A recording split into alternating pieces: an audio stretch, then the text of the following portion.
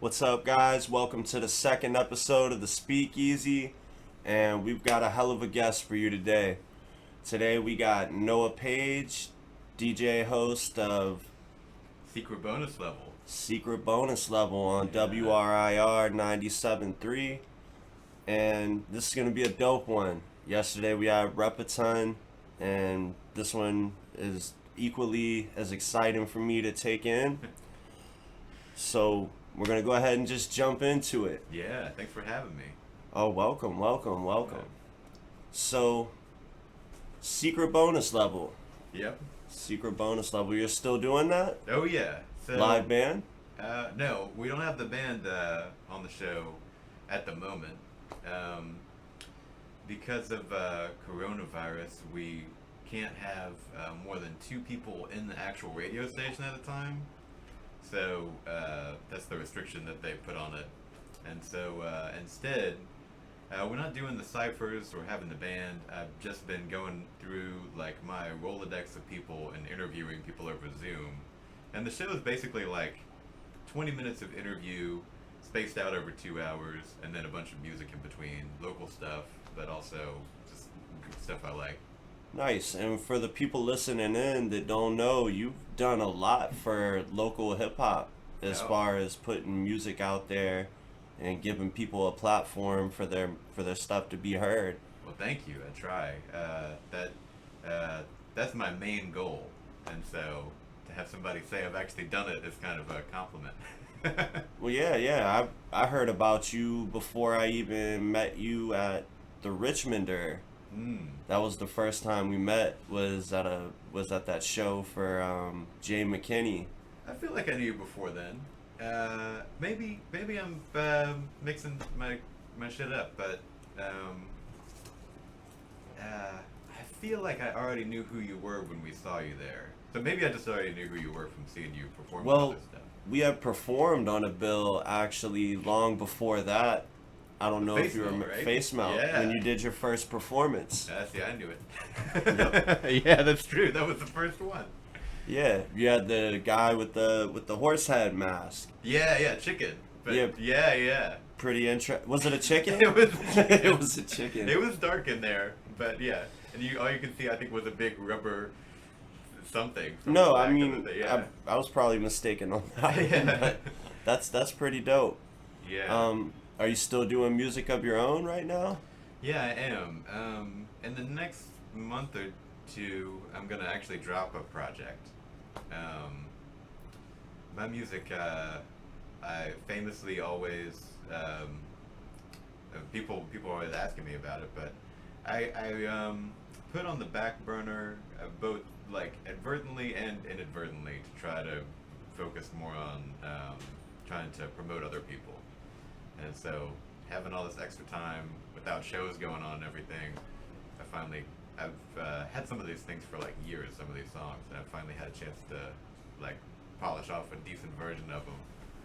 Are we gonna see any new Voss features on there? I know he Yeah. left and went to Vegas, right? Yeah, I don't know because he's actually the only person from the Secret Bonus Level crew that's not on it in the feature so far.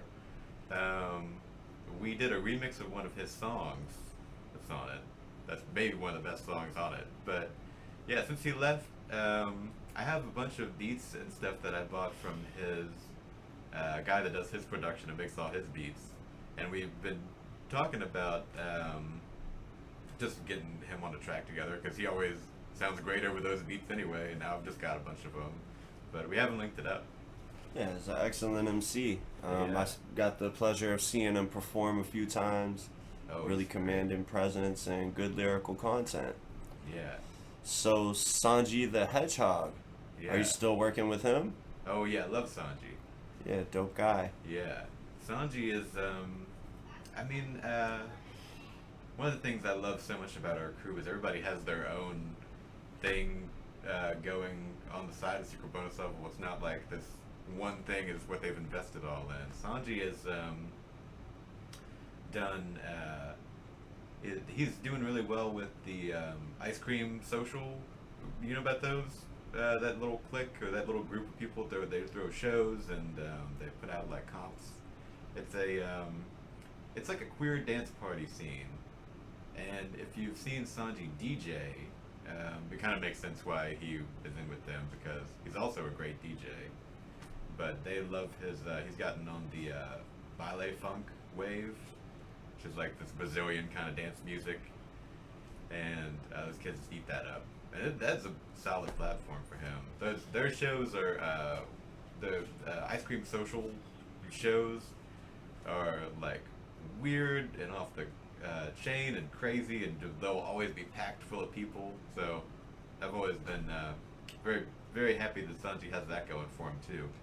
And for those that haven't caught on, Secret Bonus Level isn't just a radio show or a rap group, it's a live band, right? Yeah, so it's kind of a name we've loosely assigned to a large group of musicians who kind of rotate in and out. Yeah, we had, I think that was probably one of the things that made us special in the beginning was that we were doing a cipher, freestyle cipher, but instead of somebody playing beats, we had an actual band playing behind them. That's dope. Yeah. I think that was probably one of the coolest things when I first heard about what you were doing on the scene. I was like, yo, he's got a live band. Mm. And how did you get that idea and assemble that together? So it as far as the band idea of it, I was kind of just trying to think of what. So when we first got our radio show, they told me I could do a radio show and I could make it whatever we wanted, and they just trusted that I'd probably make something good. And so I was talking to Voss, talking to Sanji and the boys, and we had a bunch of ideas. I guess the band was kind of my one contribution I can really claim because I was just trying to think of what we can do to make it better. We'd already talked about doing a freestyle show similar to what Black Liquid does, but I was like, from being in bands and doing rock music years and years ago, I knew a ton of musicians who I knew would just want to play on anything. So I was like, if we wanted to, we could have, 5, 6 musicians in here too. It's kind of a way to level up our concept a little bit. Just like thinking about my resources and what made sense that we could do that would make it more fantastical. Yeah, and that's exactly what you did because you have Black Liquid who had his platform where guys come in and freestyle or put out their local tapes, and you added to the hip-hop scene in Richmond by adding basically a second show where that's possible, but then you increased it. Oh yeah. You added your own special touch to it, which is neat. I don't think a lot of people would naturally have expected that to occur. Yeah, well, gosh, I appreciate that. But yeah, I mean, Black Liquid, what he does is he does a lot of things other than just the cipher too. So it's not. I feel like it may be unfair to compare our show to his, but yeah, we definitely sort of ripped off his format with that. Well, I mean, I wouldn't say even ripped off, or I wouldn't put a comparison on it. I would just say maybe in similar lanes, but two totally different shows for sure. Oh yeah, definitely. And two totally different personalities to each show. Yeah. Oh, for sure. Yeah, Black Liquid's personality during his show is definitely a big part of what makes his platform what it is. Definitely, the guy he's a pretty unique person if I say so myself. Yeah. So how did you get into radio? Well, okay, here's the story. So,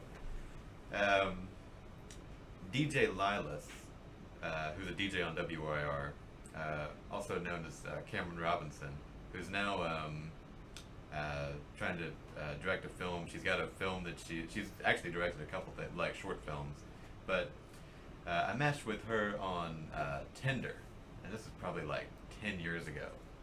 And we were chatting a little bit, and I was trying to impress her with like, oh, I'm a musician, look at my music. and she was trying to impress me with like, oh well, I'm a DJ on the radio, and you know, all this kind of stuff. And we never met up or went on a date or anything, but I always remembered somewhere in like the back of my mind, like there's a radio station that that's possible for a normal person to just become a DJ at. And I was going through like a weird period of my life. I was mad depressed, and I didn't have a whole lot of friends or anything, because we're like working way too much.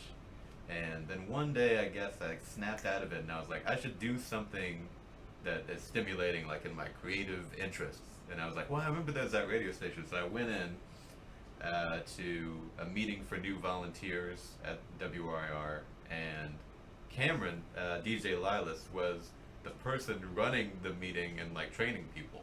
And so for a split second, there was this like huge wave of embarrassment of like, I know this person from Tinder, like is this gonna be awkward and weird? like but she didn't even remember me at all. But yeah, so they had a process that, I don't know, like the WRIR family, if they can tell that I guess they can kind of smell it on you if you're gonna be a good DJ. They'll kind of hold your hand and walk you through the process. So, like the next week, actually, after I went in and got trained by DJ Lilas, was the first time I met Black Liquid. I was just trying to find any rap shows I could, because I was always been very passionate about rap music. Went to see him at this weird random show, and I got to talking to him, and figured out that he was also, I didn't realize that he was also on the radio at the same radio station that I just like joined. And he was like, well, you should come to my show and I'll train you. Like show you all the DJ stuff. So I just started doing that, and jumped off from there. And how was the first time meeting Black Liquid? Because me and Repeton were talking, and we both had this similar opinion that he's kind of like a intimidating, scowly figure when you first meet him, and then he opens up. Yeah, I gotta say that was not my experience with him. When I first met him, he was very he was like I don't know if it was like a mood I caught him in or what, but he was very like giddy and bubbly, and he just thought it was cool that I knew who he was. Because I mean, at the time too, rap in Richmond was in a very dismal state. This was way before Rap Elite, or even Southpaw wasn't doing that much. But so he was just excited that I knew who he was, and he may have been trying to hit on a friend of mine who I was with too. That may have been part of it, but I never really figured that out all the way. But then so I saw the gruff, tough side of him the first time I went to his radio show, and he was like running it. There's a bunch of people there, and he's a very commanding presence. You know he's in charge. Yes. When people first go to his radio show, it almost feels like somebody's gonna like usher you up to kiss his ring or something. Like, and it's the same thing. I met him through performing at Face Melt Friday, and it was my first show was performing on Black Liquid's venue. And when I first met him, I remember like we took care of the pre-sale and everything like that, and he just like had this look, and I'm like, does he not like me? He has like a very furrows his brow. Yeah, it's a strong brow he has. And wow, to know what I know of him now versus that first night, it's like he's definitely a lot more to him. But that first night, me and Rep both talked about it. We weren't sure if like he hated us, if he was accepting us, or he was very serious about the business part of it. Very. So when you start to find out like this thing about him posting cat videos all the time, you're like, who is this guy? What? Yeah. Most of his Instagram is cats. Yeah, his Snapchat was even more cats. Oh my god. His Snapchat was like only cats. Should have given him like a guest spot on Don't Mess with Cats. Yeah, I don't know if he's still on Snapchat, but if he is, check out his Snapchat. It's all cats. So, you started out in the radio with Black Liquid. When did you start jumping on to the hip hop scene? Well, being in the hip hop scene, whew, I mean, it's kind of a fuzzy beginning. So like, I've always loved, as I don't even like to call it local music. It feels like it's belittling it somehow. But music by people in the place where you live. You can meet them and get more invested. And if you have a question about, like, I don't know, whatever rapper you like, Lil Wayne or somebody, you can't just ask them. There's nowhere you can find out the answer to it. But if you have a question about Black Liquid, you can just ask Black Liquid. But Yeah. so I've always liked local music. But I'd been in rock bands a lot, and I just got so sick of rock music. I couldn't even listen to anything with a guitar in it anymore. I just heard too much of it. And I've always loved rap since I was a kid, so started actively seeking out rap shows to just go to for entertainment.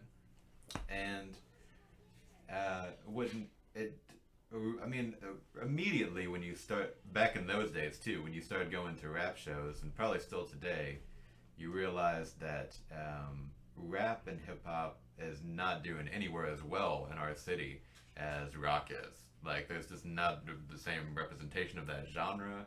There's not as many shows. It's harder to get a leg up. It's harder to even get things booked. So when I started actually booking shows and stuff, the goal was always just, we need to make more lanes for rap and hip hop.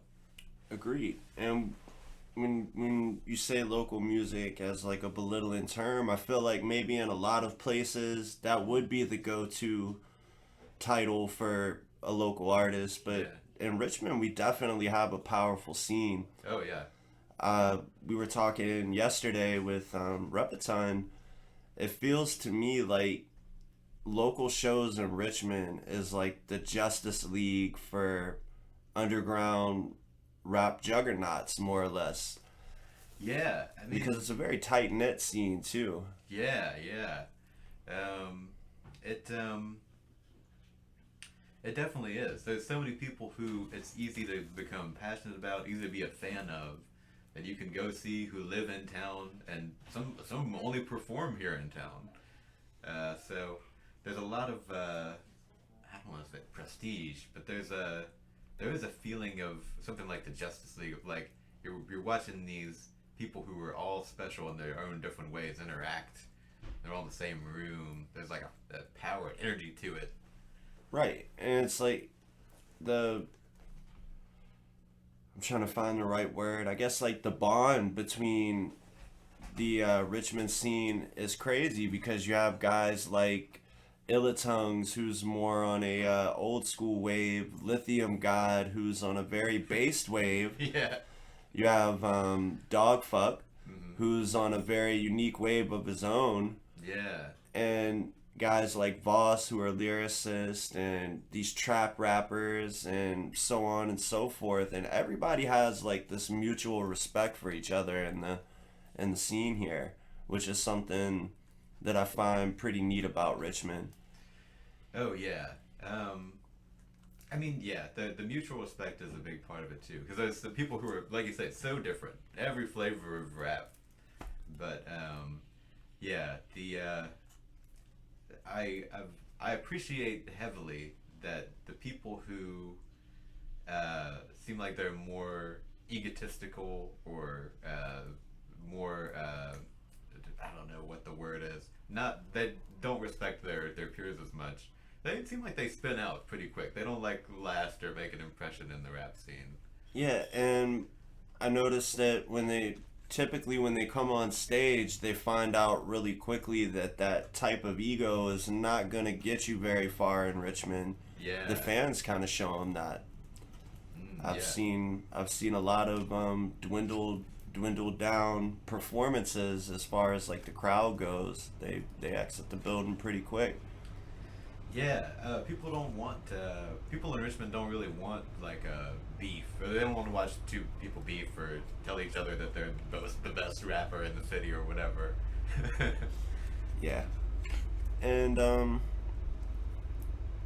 music. What was your first project on the hip hop scene? Was that when you performed at Face Melt? Was part of that? Oh, let's see. My first. You mean like the first rap that I made, like Yeah. music, like songs? Yeah. That was the first time I actually put songs together. All the music I've made in rap. I honestly didn't super get into it to try to be a rapper myself. That's always been like a side thing for me. People really love my music, and I really love that. It's very cool. But so like everything I've done as far as shows, recording songs, anything has been pretty much because somebody asked me to. Like Voss was like, "Oh, you should rap on the radio," and Black Liquid's like, "Oh, you should do Face Melt." So Black Liquid asked me to do Face Melt because he liked the way I rapped and wanted me to have a rap show. I had never done a show before that, so I didn't have any songs. So he asked me to do it, and I was like, yeah. Went home, and I was like, oh, when am I going to perform? I don't even have anything. I can't just freestyle. I mean, I could have just freestyled the whole thing, I guess, but that's not, hit or miss. You don't always freestyle a perfect thing. So I wrote the whole 10-minute set. I think he gives you 10, I don't remember if it's 10 minutes, 15 minutes, 20 minutes. Eventually I had They were 10. Yeah. So I wrote my whole 10-minute set in between when he asked me to do that Face Melt and when I performed it, out of stuff that like I usually freestyle about, and some beats that I had, either ones that I'd made just fucking around, or I think Sanji might have given me one or two. Yeah, so I wrote them all for that show. That's my most a good chunk of my songs that I even have that I can't even perform. I wrote for that show. Were you nervous? You didn't really seem like it when you were up on the stage. You had a pretty awesome performance. Thank you. Yeah, no, I didn't really feel nervous. No, I was excited. I was trying to keep it from showing that I was like too like happy to be there. I don't want to be, I don't want to be smiling ear to ear the whole time. But no, I'd performed a lot of times doing rock music before then and a bunch of stuff. So I didn't feel too nervous about being in front of people. And a ton of my friends too were there. So the whole front of it, when I looked, was just people I knew. When you do your first show, your friends support you more than they ever will ever again, because it's your first thing ever. They're like, "Oh wow, let's go see what this person did." So yeah, so that was my first show. So of course it was packed with all just my friends in the front. So it didn't feel scary at all. Everybody I could see was just somebody I knew. I actually found the exact opposite. Oh yeah? With my stage confidence. I didn't invite anyone that I knew to my shows at first, because I feel, I guess if it makes sense, more self-conscious about messing up in front of people that I'm gonna see every day, versus if I go into a crowded room full of people and totally flop, it doesn't matter. I don't see them the next day. Yeah. No. Well, that's super valid, because I talk a lot to people who are trying to rap about the difference between your friends and your fans. Like, if you just have people who you're friends with that you try to show your music to, you're gonna feel really bad, like your music is bad, because those are people who are there for your personal life. They might like music that you don't even like. Might not have the same taste at all. They're not coming to you for your music. They're coming to you for you.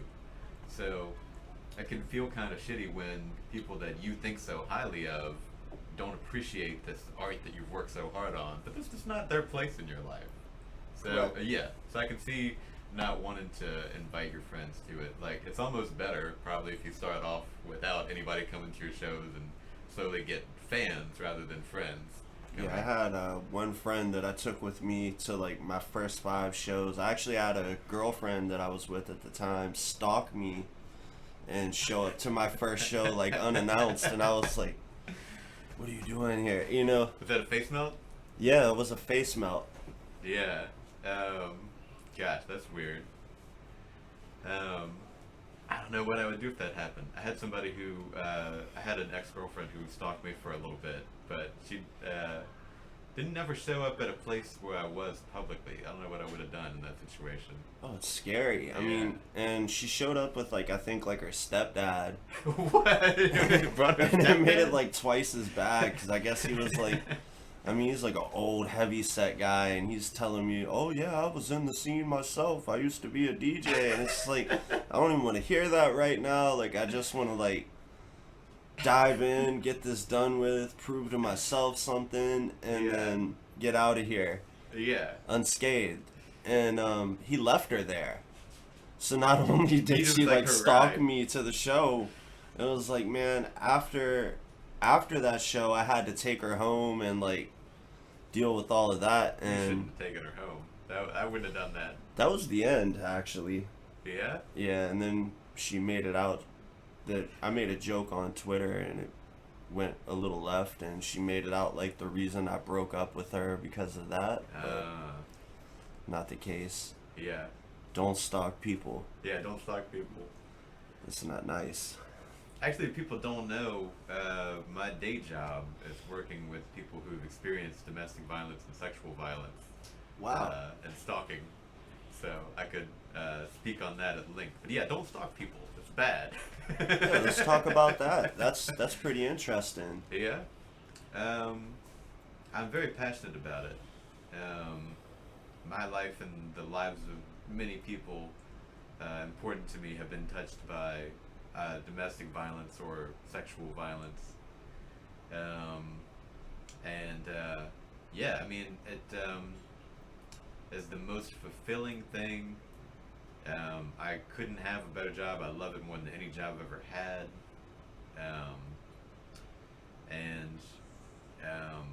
Yeah, I don't even know what to say about it. It's one of the things I'd more love to devote my life to than anything. One thing I've noticed since we had that sit down at the Richmonder that led to me coming to your show, which I was also stalked to your show that night. I don't know if you recall that. No. That you're very protective over people's liberty. And that's something commendable that I noticed about you, because I remember that certain someone that stalked me to your show was a white DJ who was very comfortable with using the N-word. Oh, that guy. So That I didn't guy. realize that I didn't realize till this moment that he had like followed you there without you knowing. Yeah, well, he knew I was going. So Because I packed up the show. I was like, the show's a fucking flop. yeah. Like, not to even be like that, but I was like, look, I would rather go and kick it with them up there and see what they got going on and experience that than continue this bar show that's got like 5 people. gonna scooch this.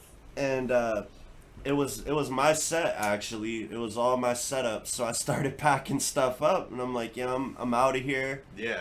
I'm not gonna leave my PA system or anything like that. Right. So when I left, they're like, well, where are you going? Where are you going? I was like, I'm going to WRIR, man. Like, I'm going to kick it over there. And I showed up, and lo and behold, the guy hits the buzzer, and he comes through the door. So he And- already knew where it was, I guess. Or maybe he followed you. That's, know? That's possible, because I was so busy, I think, going Facebook Live at the time Yeah. to talk about the show and walking up to your studio. Yeah. And I wasn't paying attention. I guess, you got to kind of look over the shoulder a little bit. Yeah. But yeah, I really had like no idea who that guy was. That's funny because too, like I didn't know who that guy was either. I knew you, but I heard from Sanji or somebody on our crew that they thought that he was like your friend and had came with you. Probably because I imagined he probably said to somebody that he knew that we were there because you said something to him. so they got the impression that you guys were like cool, which is why like I vaguely remember kind of coming at you about it a little bit. Like, why'd you bring this guy? Yeah, you were like, you're cool. You didn't put off any vibes like that, but that guy you brought with you, he's just dropping the M-bomb like crazy. And yeah, anybody that knows me knows that like that's not cool with me, you know. I had like little brothers who were growing up in like the Chief Keef phase, and there was a point they thought like maybe it was cool to say it. Yeah. And I had schooled them years ago, like, nah, that's a no-go. Yeah. Like, I don't care if you have 20 friends that are cool with it.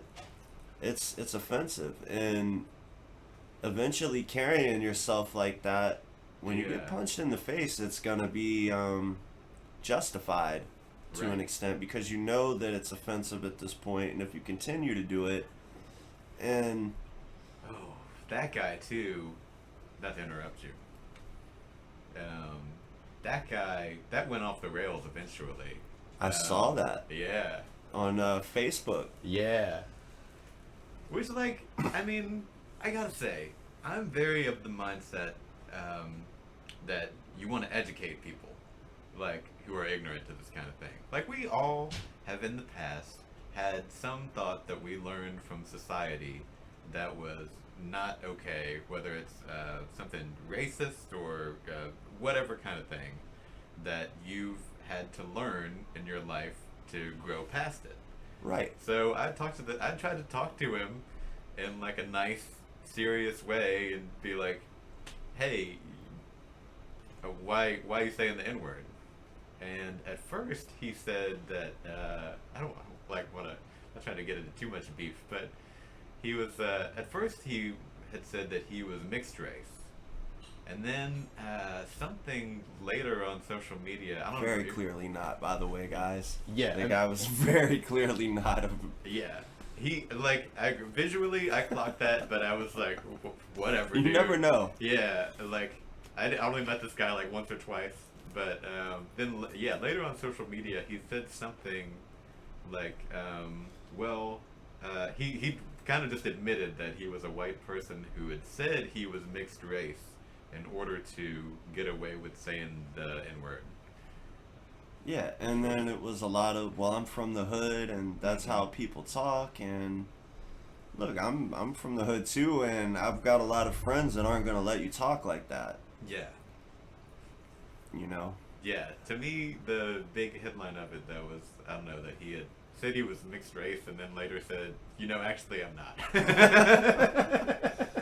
Well, I actually called out, like, one of the, it was, like, kind of, like, following the steps of, like, Goth Boy Clique.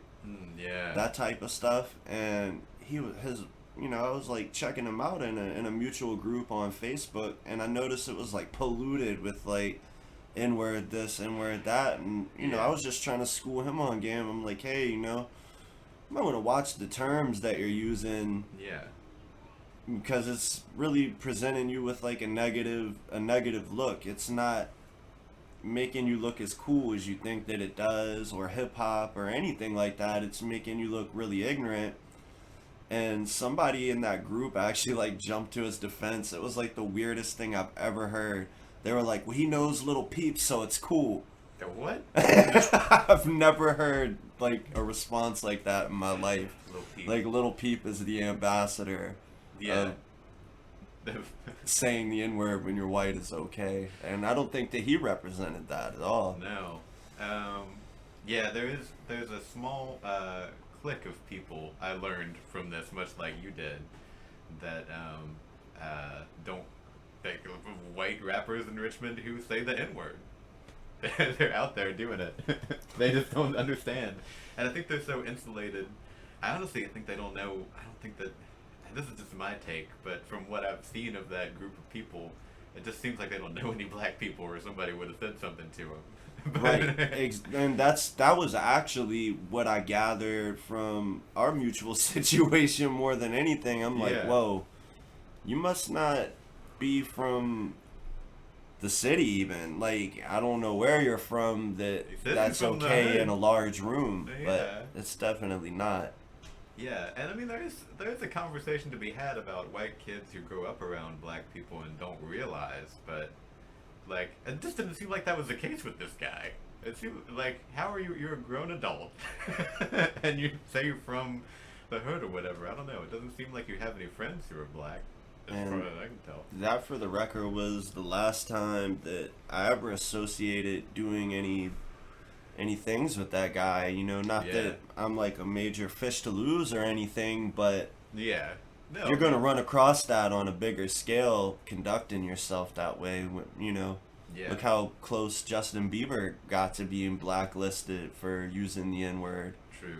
I actually think that story of Justin Bieber is a great example of why it's important to show that you're learning and growing. To grow past it, because that's Yeah. how he was able to overcome that. It was so long in the past already. People could have already seen by his actions by then. When he came out and said, you know, this is a long time ago, I've learned since then, people were like, okay, that makes sense. Right. And I think that's why he didn't get dragged on the bus for it. If he tried to say, whatever, I was raised around black people and that's why, then that would have gone a whole different way. If he tried to justify it. Yeah. Or I'm 1/80th. Yeah. If he tried any of this stuff this guy from that show had tried. Oh my God. But no, he did it the right way. Yeah, but that was like when I noticed, I'm like, I really like Noah Page and like what he stands for, like on a personal level. I had already like heard about what you were doing around the city before then, and like some of your accomplishments, but to actually see that in your personality, I was like, wow, this is a commendable guy, like that you stood to defend that. Yeah, well, thank you. Um, yeah. It can be uncomfortable to confront that kind of thing, but I think that's our duty as not just white people, but also definitely white people in rap. Definitely. There has to be that line in the sand, you know, because ultimately, like Eminem said, we're guests in the culture. We're not, you know, we're coming into something that someone else created, respect it. Yeah. You walk into someone's house, respect it. And not only that, but just in the world, respect that. Respect that that term led to a lot of negative things for a lot of people. Yeah.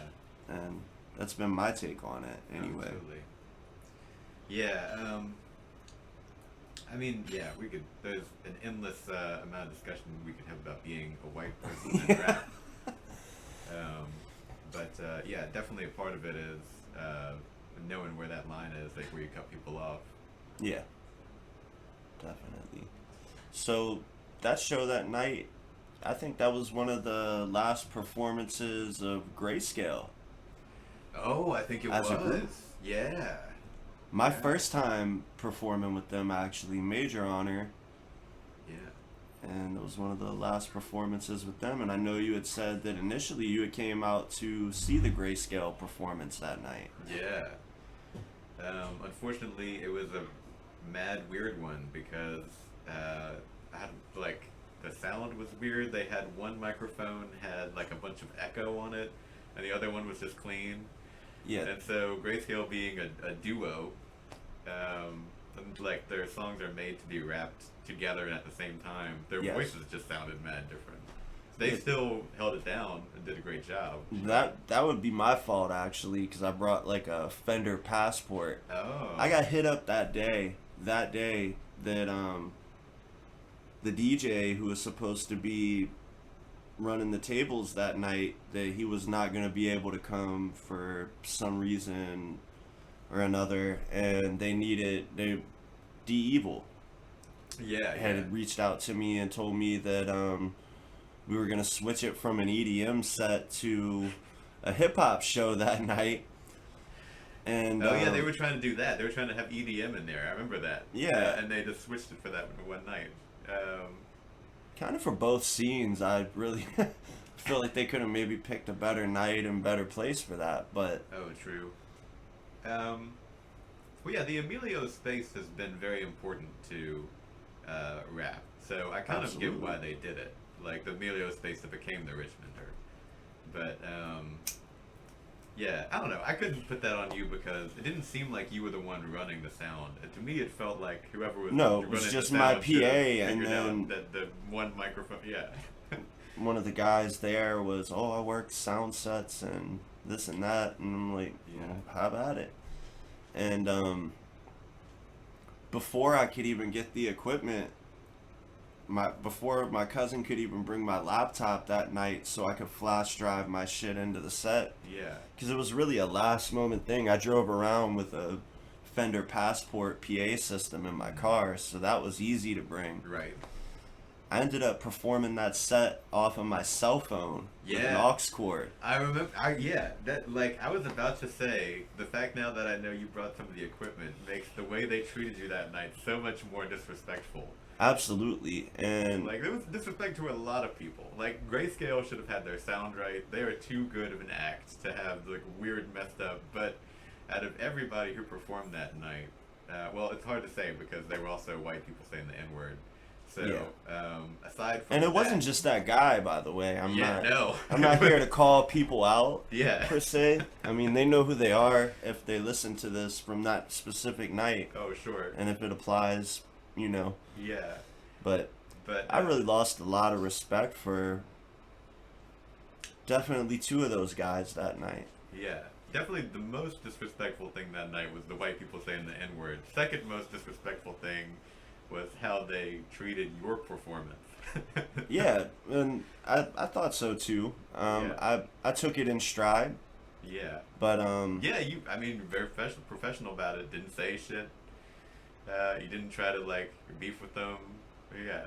no, it's back to Black Liquid. I learned a lot with that performing on his sets. I had a very egotistical outlook on how things were supposed to go. Mm-hmm. My very first show, and I went last on a Face Melt Friday, and I remember I was so pissed off, Yeah. and I approached Black Liquid like, I don't even want to perform now. You put me last. There's no one here, and he's like, you're the only one who's never performed before, man.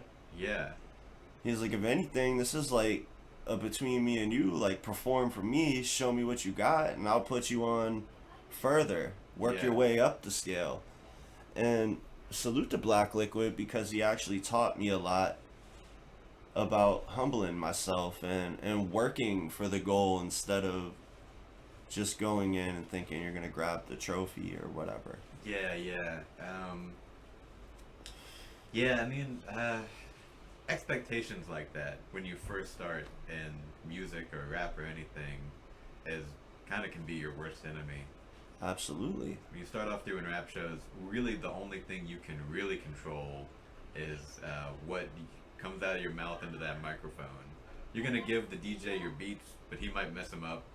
Like they might sound weird on the sound system. You might not be able to even hear your beats based on, I don't know if people realize the way sound works with a lot of venues. Sometimes you can't even hear like super well what's coming out of the speakers even when you're on the stage.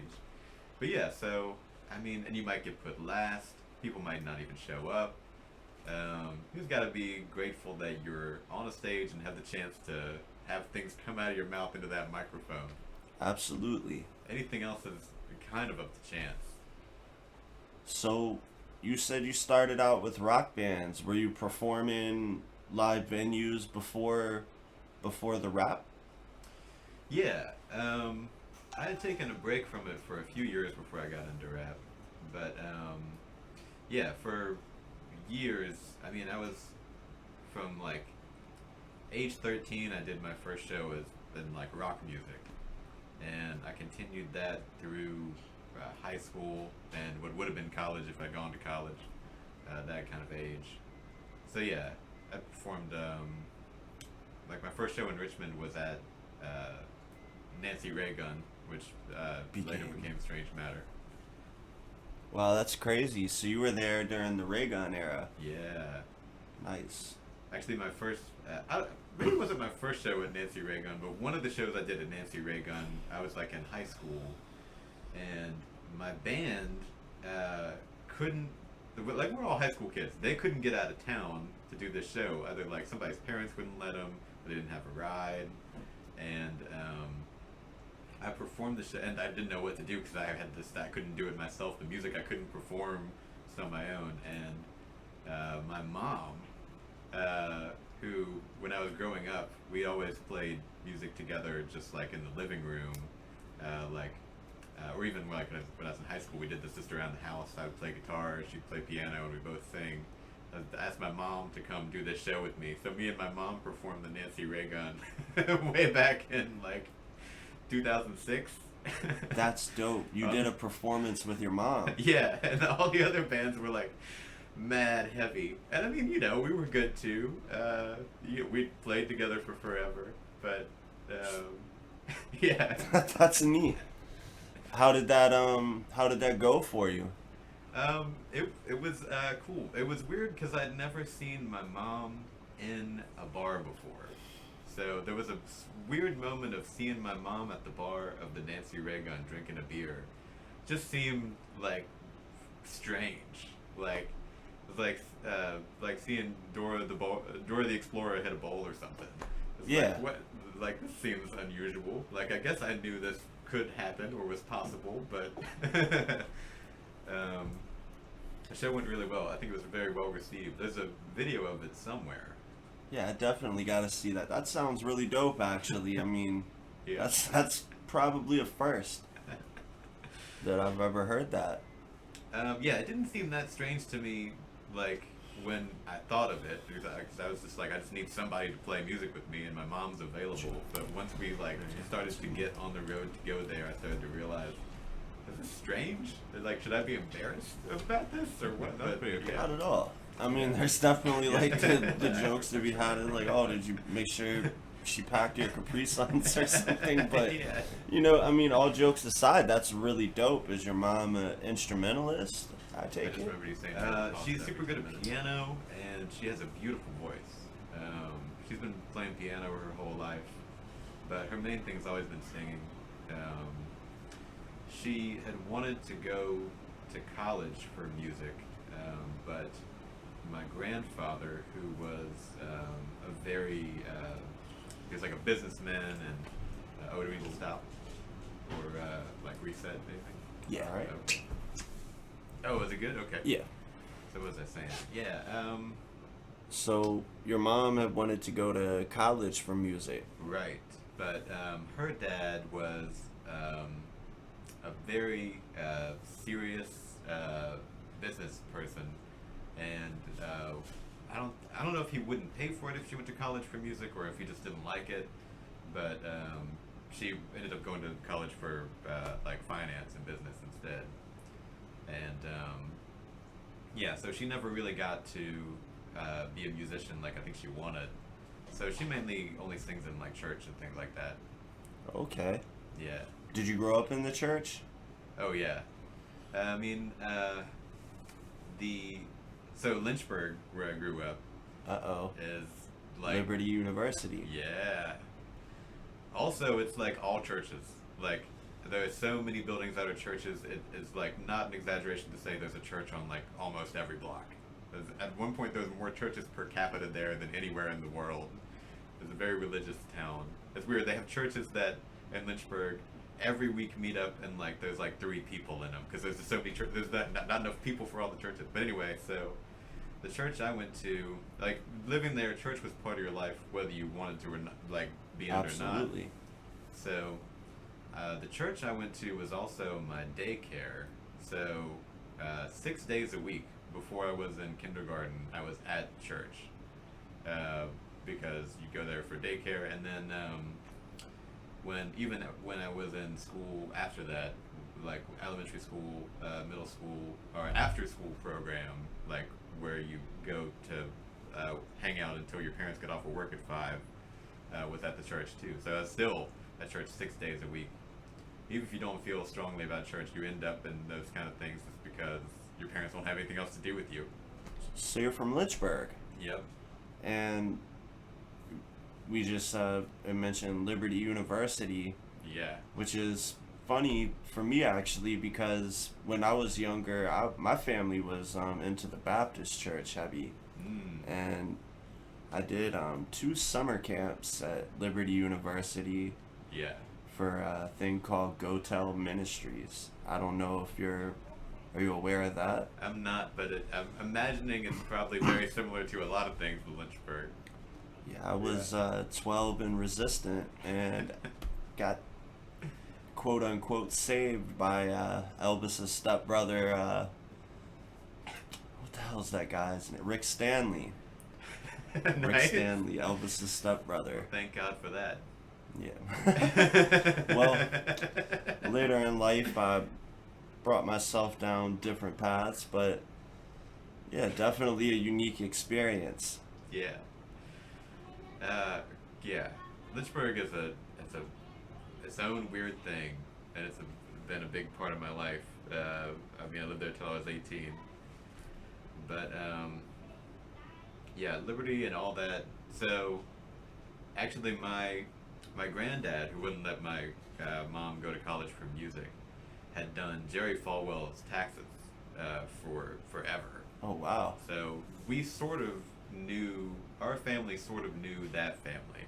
I was never super close with my granddad on that side, but there were a few times where I met him where we were just at the same place, or he was at a funeral for, Jerry Falwell was at a funeral for somebody in our family. And yeah, like, it's weird to think about having met this guy so many times. Like, first time I met Jerry Falwell, I was a kid, and I didn't exactly understand his place in culture wider. We knew that he had, like Lynchburg had been built mainly because this guy had so much money and lived here. So it was like, this is the guy who's like the unofficial mayor. But yeah, for sure. It was, I still think back at how weird it is when you met Jerry Falwell in person, no matter who you were. Of course, he didn't know anything about me as a person.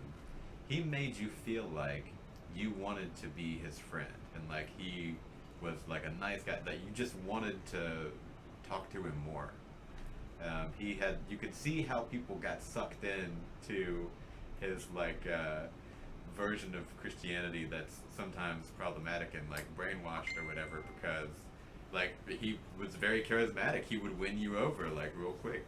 Right, and by the time that I went, Falwell Sr. was still running Liberty University, but by the time I went to the second camp, he was having health issues, and his son Jerry Falwell Jr. had taken over. Yeah. Yeah. Oh shoot. I mean, what, like a year ago when we found out Jerry Falwell Jr. was like being cuckolded by the pool boy. That was for people from Lynchburg. That was the most amazing news we'd ever heard. Of like, gosh, this guy who seemed like he had the biggest stick up his ass, and like preaching about the right and wrong way to live your life, had been secretly like his sexual thing was like, not to kink shame him or anything, but it's humorous that that guy enjoyed watching his pool boy have sex with his wife.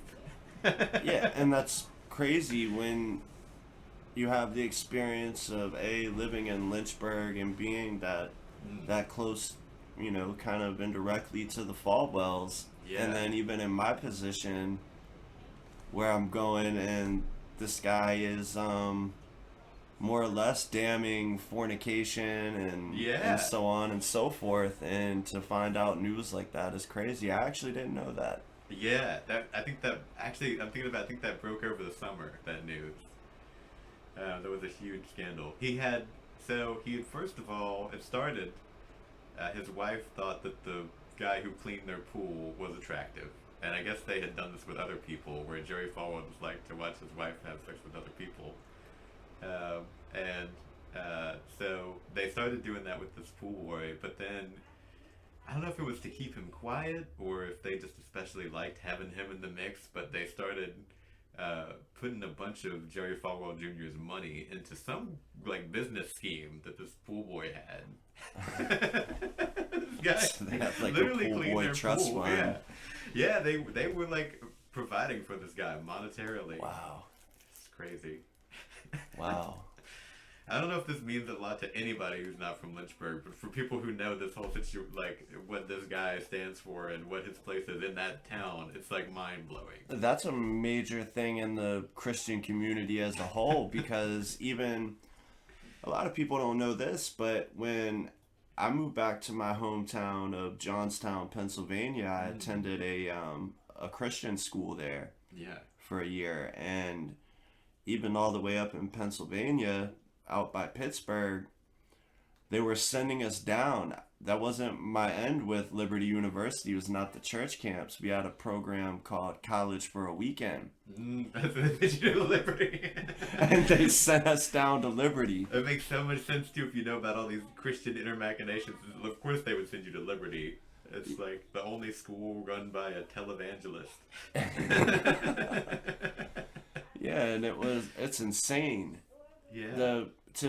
I don't know if you ever actually went through the campus there. Oh yeah, yeah.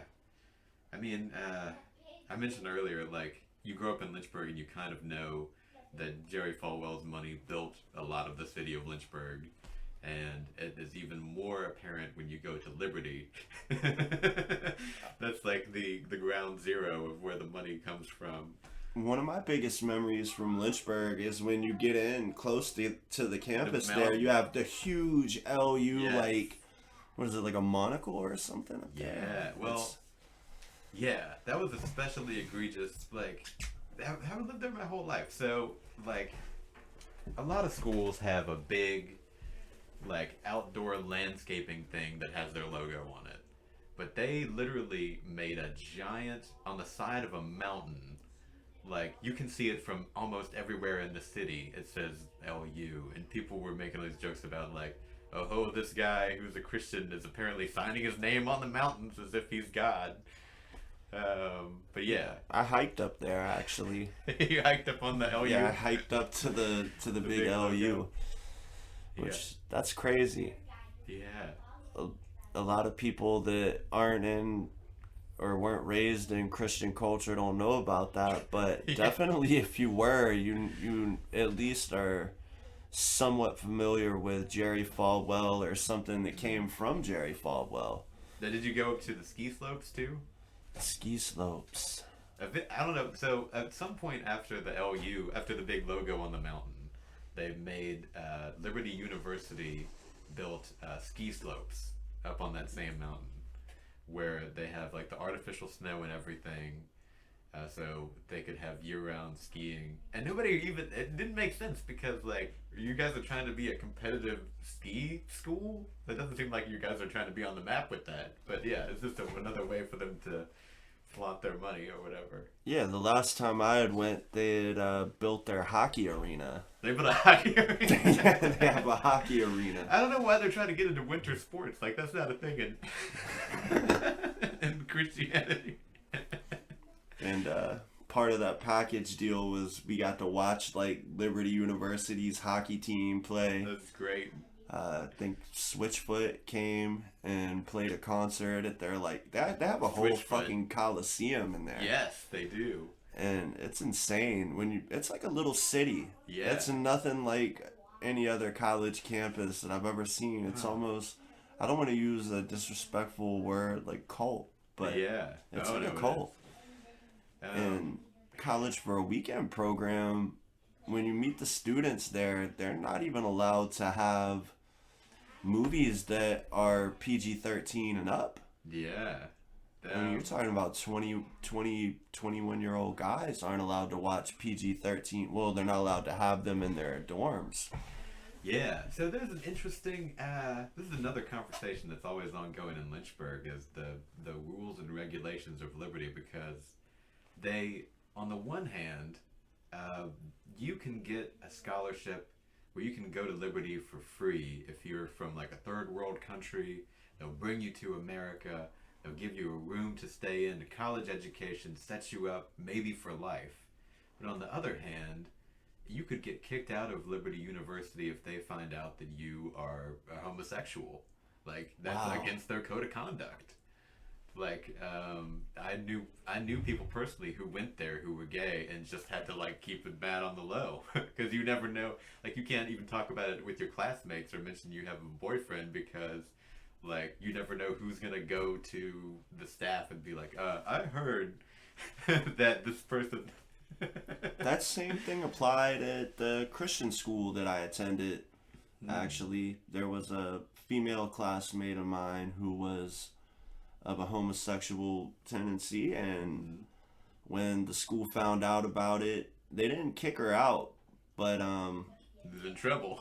well, they pulled this like meeting with the whole school, like an assembly, and they were like, if you're a homosexual, you can't go to this school. So she just like immediately had to cover it up, and it was actually the pastor's daughter was my schoolmate that was going through this at the time. Yeah. So they did that as opposed to like they were letting her know on the low. You gotta lock this down. You can't talk about this. Yeah, it's insane. Yeah. I don't know how I made it through. My mom was like giving me weed, and my grandma was giving me like Xanax and Klonopins to like go to school with it, and I'm like mega fucked up at this Christian school, and like they were so naive to like everything, but they find like one little inch and they'll just damn it, you know. It's gotta keep it on the low, I guess. I actually got caught smoking weed at the college for a weekend program at Liberty University, and I just lied, and they didn't find anything, so I was able to continue that program and go home unscathed. But True. wow, Liberty is that's a tough one. Yeah. It is a unique thing for people outside of that who don't know. And you would have thought that stuff like that would have ended when Don't Ask, Don't Tell became eliminated from the military. Yeah, no, they invented that. These are the people who invented like Christians hating gay people. Like they're never gonna let go of that. Yeah, that's ridiculous, honestly. Despite the fact that Jerry Falwell Jr. liked to watch his wife have sex with the pool boy. Right, and I mean, if you even think about that on that type of level, there has to be,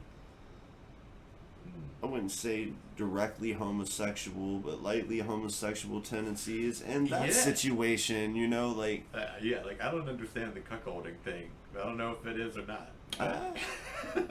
But, again, like, I don't have any problem with whatever anybody's kink is, but... Like that, it does seem like there's an element of that that's enjoying, like watching a man. I don't know. Right. You gotta wonder, is he like, what angle is he watching? And yeah. I don't know. Wow, I didn't know that. That's neat information. Yeah. Gosh. But anyway. Wow. So. Wow. So we just talked about that for a half an hour or whatever. So we made it through the Liberty University, Lynchburg era of Noah Page. Not Liberty University, but the Lynchburg era of Noah Page. When did you leave Lynchburg, and was it Richmond that you came to after that? Yeah, I left Lynchburg pretty much as soon as I could. After high school, I lived there for a year, and then came to Richmond. Let's see, moved into like a block of like Franklin and Harrison's, right where I live, and just continued making music in bands and stuff. Probably my most successful like band that I was in was right around that time of that first year I lived in Richmond. I was in a country band. No shit. Yeah, and it just kind of was coincidental. It was me and two other guys who we had all done a little bit of music before. We all had a little bit of attention on us, but between the three of us, all of a sudden there was a lot of eyes when we all got together. And the music was pretty good, but I always wanted it to be more like classic country, and they wanted to be a little bit more like folk rocky kind of indie stuff. And I wasn't as into that. So we recorded an album and it's out there on the internet, but I never liked the album because so I don't really promote it or push it too much or anything. Still to this day, no, there's people who are still fans of that album from forever ago, but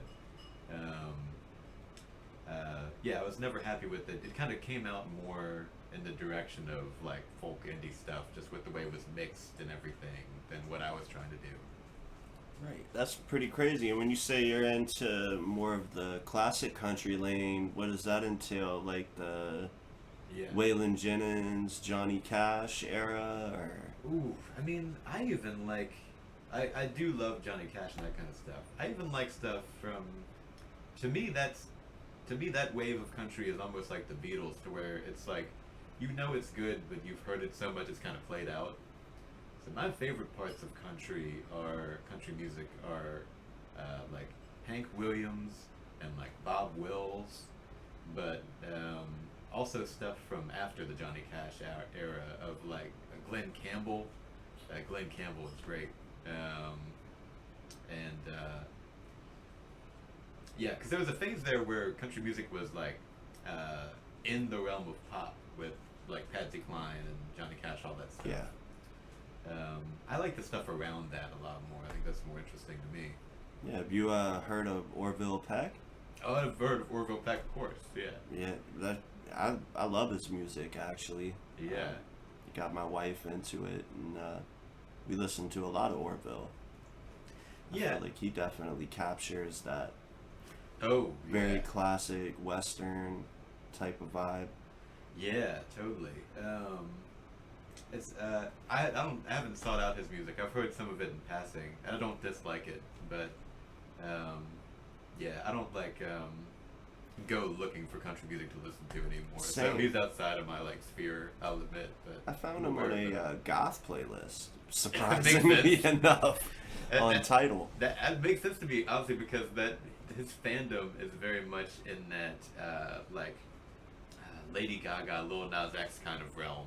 Yeah, Of where people are like into country, but it's kind of almost a side thing for them. But they really like some kind of dance music or something. well, I imagine that your typical redneck Pabst Blue Ribbon country fan probably isn't into Orville Peck once they go to the show, because I actually looked him up and was planning to go to a show before the pandemic hit.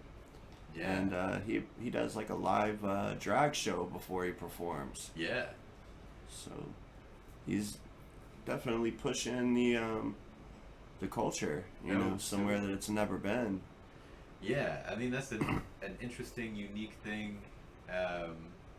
There is a whole wave of people out. There's a whole group of people out there who are into this, like queer, redneck, leftist, semi-anarchist belief system.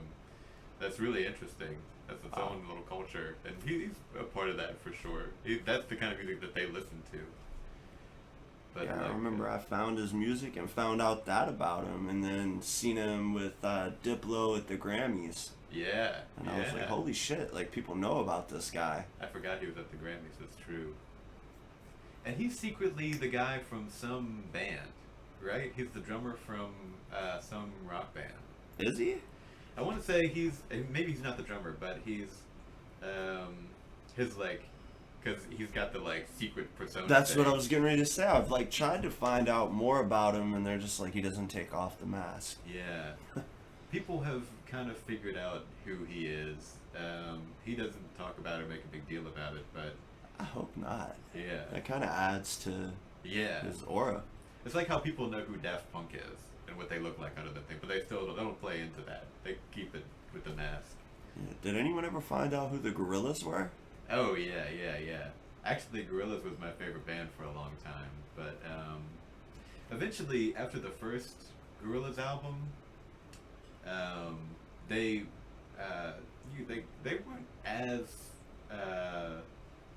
weren't as huge after like Clint Eastwood. Like they've continuously done things, but after that and the press fell off, they kind of came right out and said, okay, yeah, it's Damon Albarn from Blur. There's a bunch of other people who kind of rotate in and out, but he kind of runs the whole show. Oh yeah, you got the girl from the Chiba Mabe Yeah, show wait for was that. the voice of the And it's guitar so player, like Noodle. big. It's like either I think jiggle first. that thing around or. Honestly, I just watched a documentary about the gorillas a few months ago, and it kind of seemed like the guy from Blur was bringing in session musicians, which I didn't expect. But yeah, people figured out who Gorillaz is. Long story short. I never knew that. Yeah. So, you said that the Gorillas were one of your favorite bands. Oh yeah. Uh, give us like a top five music influences. Oh, Old Dirty Bastard, number one. Love that guy, especially late Old Dirty Bastard. Like the album with the Neptunes. There's a kind of a secret album he did that was it's a weird story, on sale for a day on Amazon and never came out in the stores. But that's a whole other story. But let's see, Old Dirty Bastard. Right now, I would have to say Megan and Roddy Ricch are the things I listen to the most.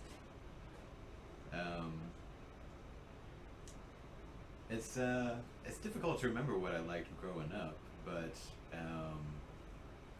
I remember the No Limit Soldiers anthem when I was in like elementary school, being one of the most important formative rap things. Just that song even.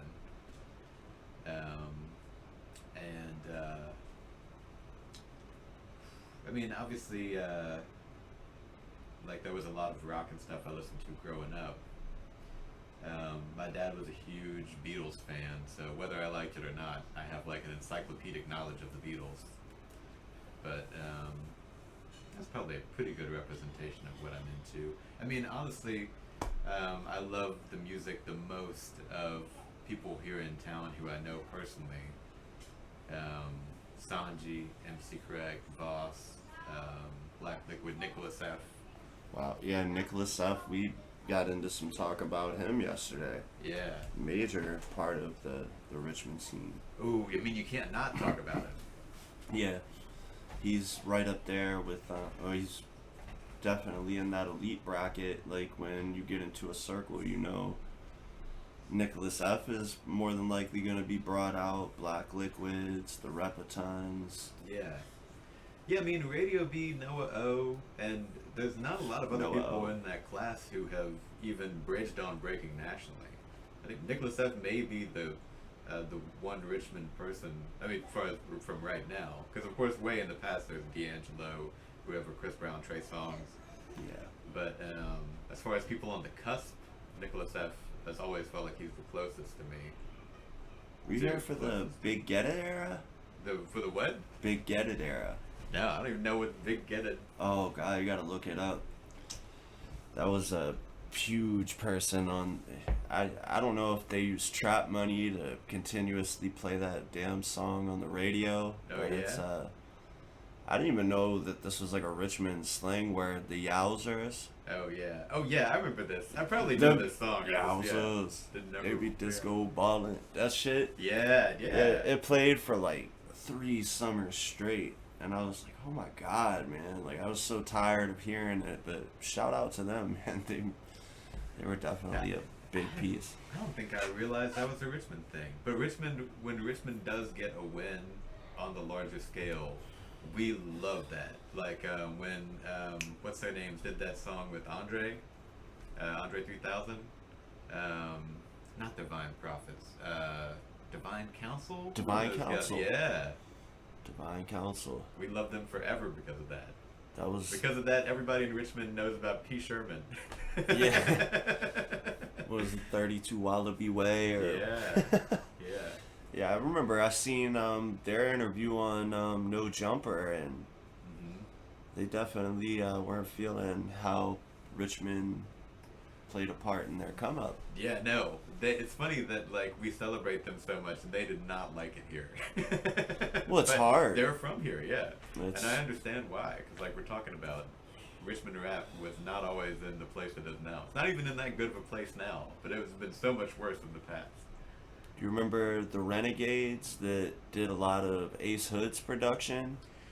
Um, I was aware of them, but from that like era, I kind of more remember like formative um, Noah O and like beginning Obliv type of stuff. Like that was on my radar, but I didn't personally pay a lot of attention to it. Yeah, they were signed to DJ Khaled. I think two of the members still are. One of them lives right up the street. Good friend of mine. That's cool. Yeah, it's neat when you find out that there are some guys that are directly connected to some really major pieces of music industry around you. Oh, totally. So I seen that you reference ABBA. Oh yeah. That was like a quarantine project. Yeah. I dropped an ABBA mixtape, which I was kind of doing it like as a goof.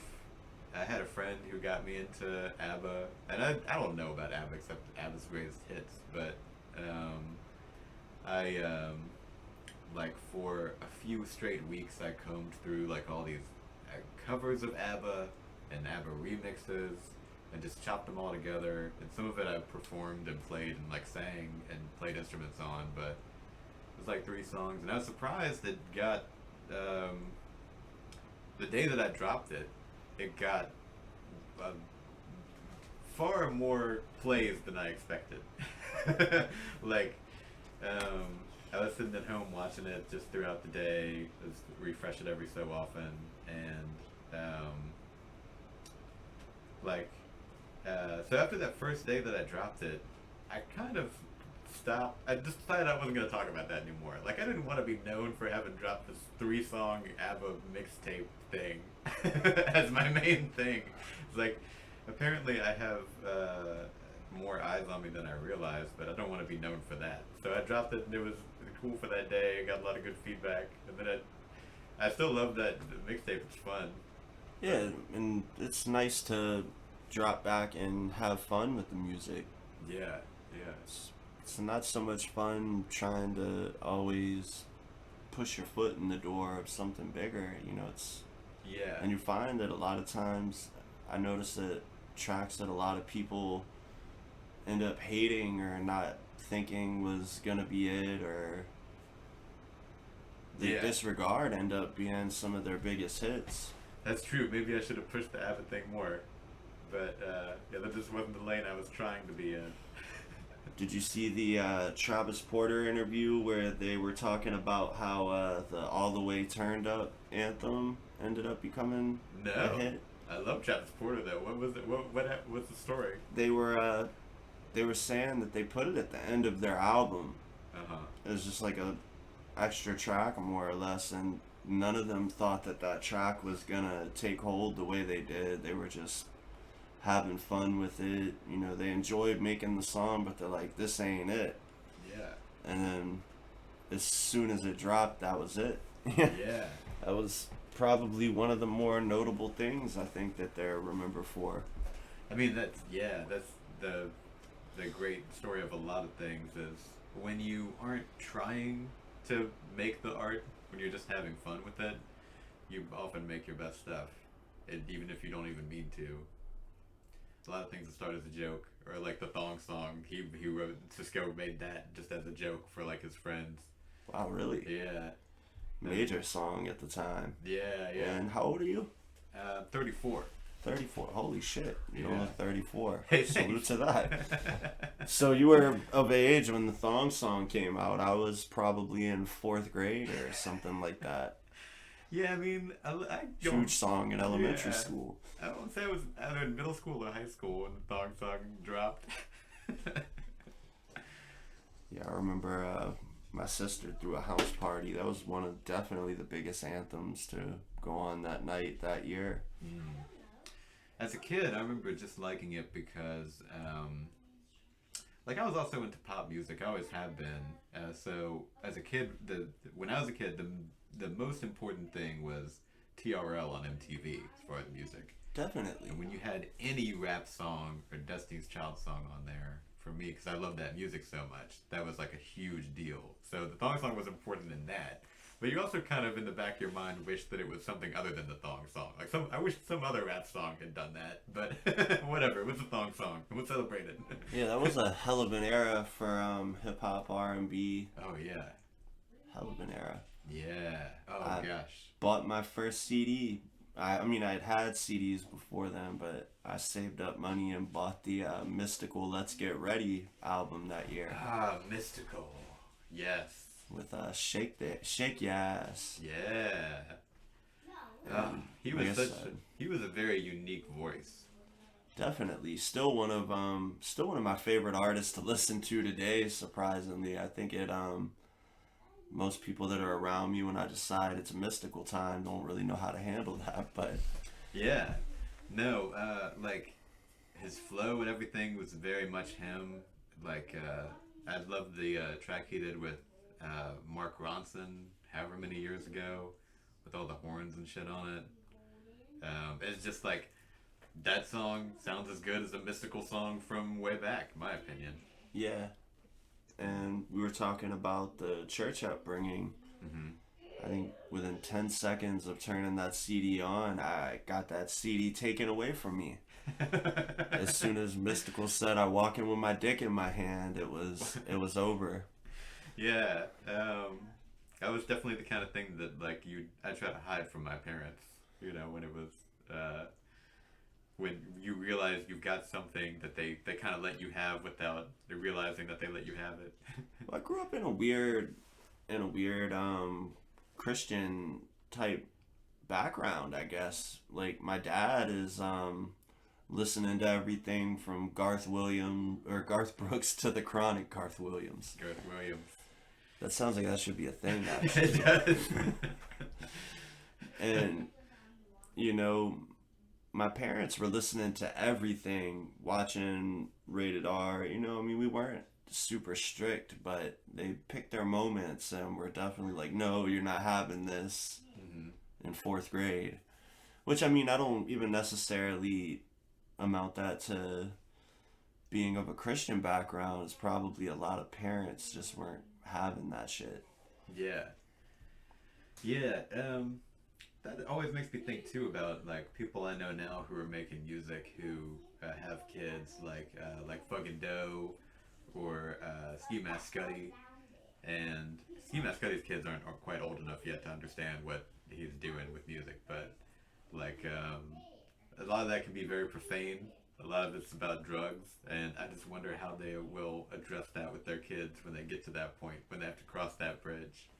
Fucking Doe, from what I see, looks like he's a pretty epic dad, though. Oh yeah, he seems like he's the best dad in the world. Yeah, he does. And as I was actually like scanning his Facebook last night, and I was thinking I would like to get an interview with him. Oh yeah, yeah. I And mean, that's a dude making moves too. That'd be a good one. have you gotten to do any radio stuff or anything with Ed the Realist yet? Yeah.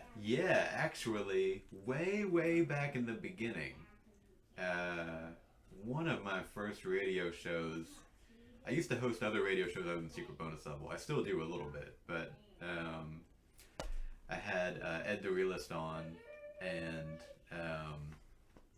it was right after he had dropped that TV show. About it was like an AMC drama kind of a show. I didn't see that coming out of him, or like it was an unexpected move. But yeah, I had him on. We talked about all of his music and stuff.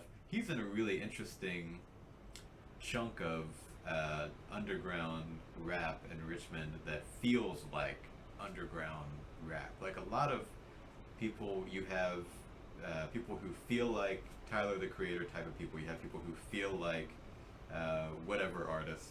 People who feel like trap. But he feels like what I knew to be underground rap at a younger age. Like their stuff is just raw.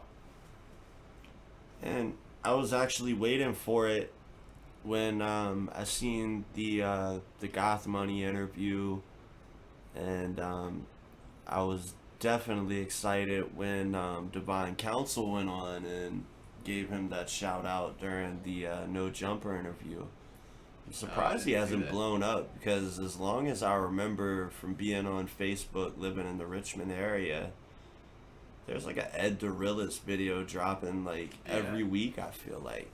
yeah, yeah. I don't know. I mean, he's in his own pocket. Like, there was like that's a very like South Sidey kind of thing, and they're kind of happy being in their own little world. I don't think that I'm not to speak on the behalf of Ed the Realist, but I probably think he is probably very comfortable and happy with just having a following here in town. People love him. Probably everywhere he goes, he's got friends. Like he doesn't feel like he needs anything else. So I mean, he's making good music. People love him for it. Yeah, definitely. I sent him a message yesterday and put it out there on social media. Anyone that knows Ed DeRillis, let him know I'm looking for that interview because I feel like that's a huge one Yeah. as far as Richmond is concerned. Most certainly. Hmm. Yeah. Well, ask him about his TV show for sure. Yeah. Um, I watched it one time a long time ago, but there are things in it that were like surprisingly good. Like as far as like writing, like there'd be twists in it later on. Like 3 episodes later, you realize that somebody was in a scene that you didn't even realize, or whatever. So, have you worked with any of the other large showcases that are in Richmond? Some of the bigger ones. I know we met up at that show and Silk performed, and he Yeah. does a lot of promotions. Um, yeah, I mean, I think that me and the boys, the Secret Bonus Level crew, at some point have been involved with most every like larger clique on some level. So let me think about it here. So we did do one or two Silk Road things way back. In fact, some of our first shows were on the Silk Road thing.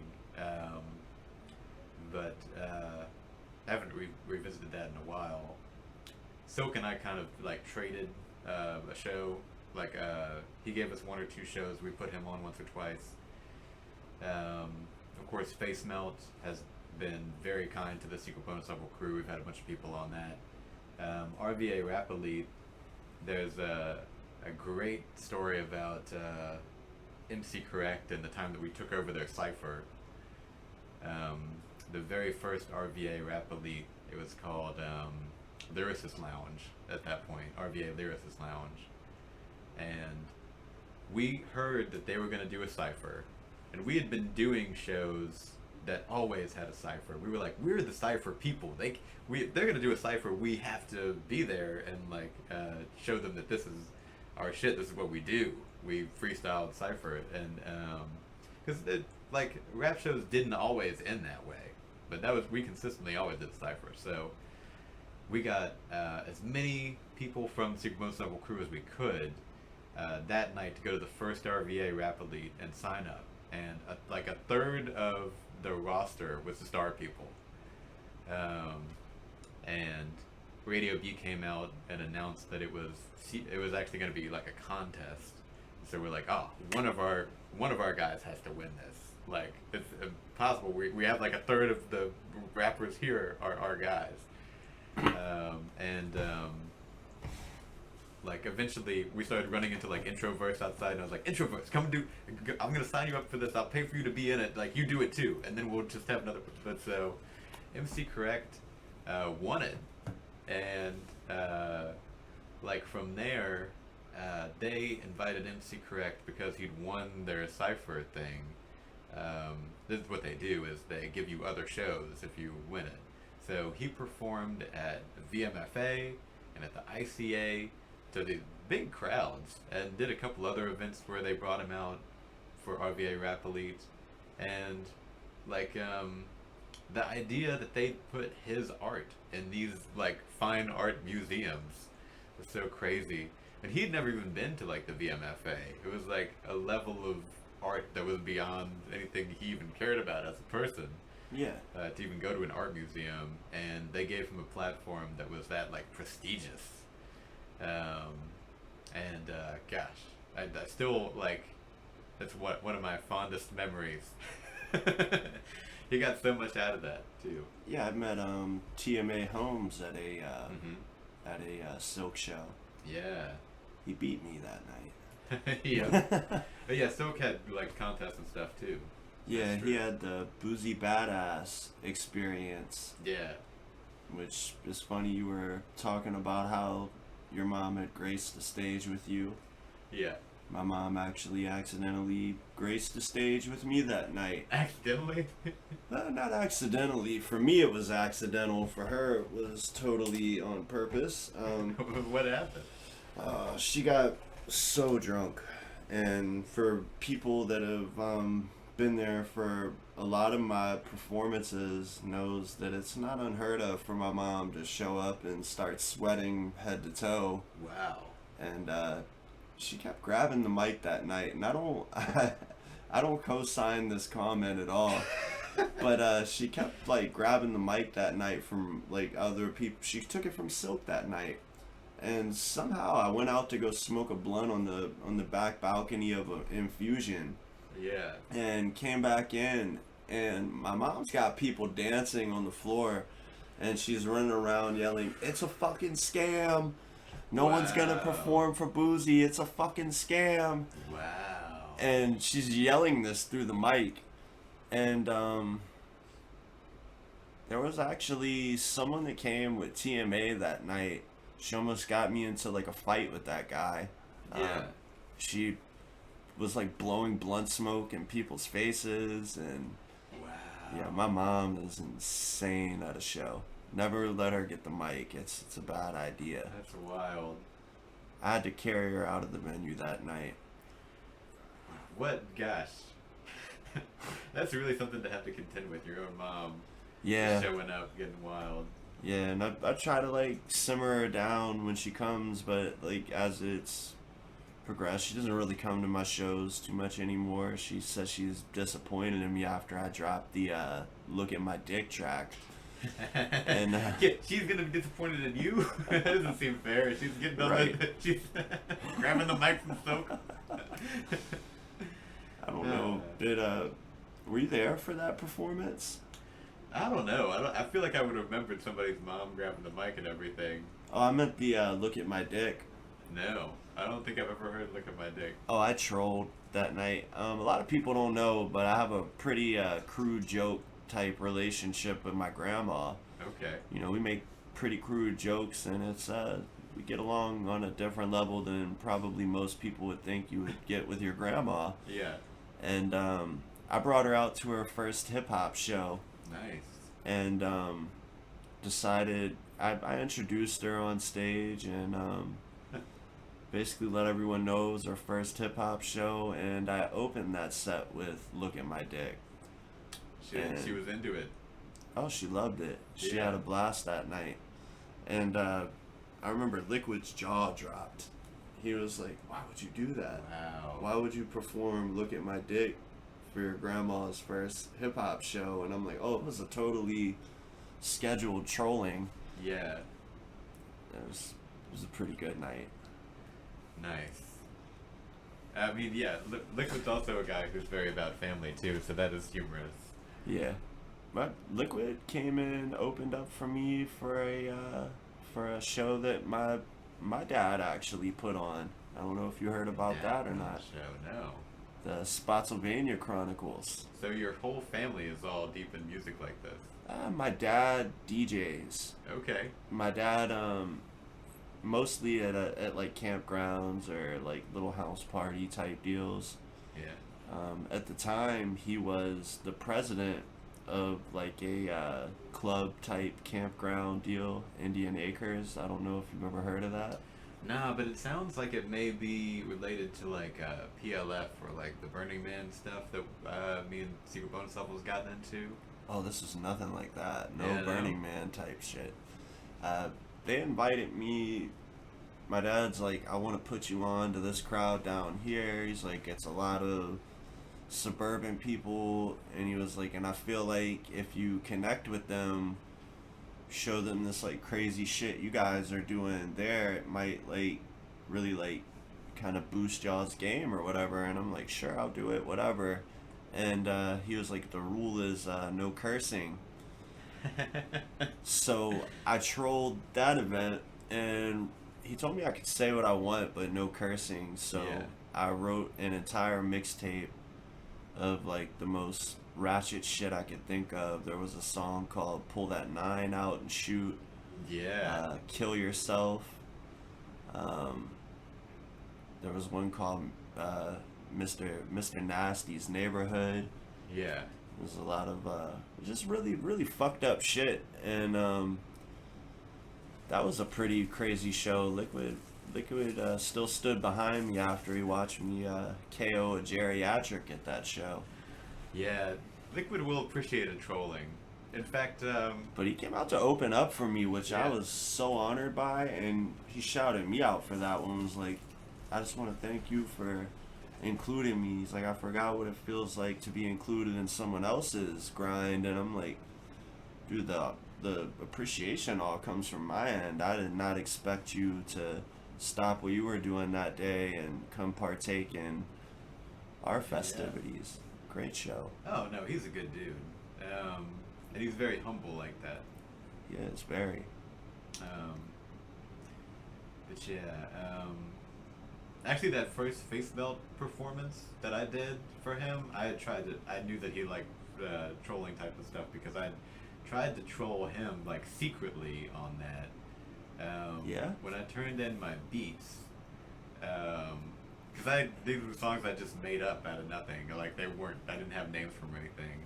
I named all the beats like crazy things, like Satan giving Drake a golden shower and like gay butt sex party, just to, like so that when he had to like load them onto the thing, he'd have to be like, "What is gay butt sex party?" And the song wasn't anything about that at all, but like just to try to get a reaction out of him. Yeah. And if I ever come back to the secret bonus level, if that ever becomes a thing again, make sure you scan my beats before. If I send you beats, scan them first, because I thought I sent Liquid like a bunch of like beats one time, and I accidentally sent him an acapella.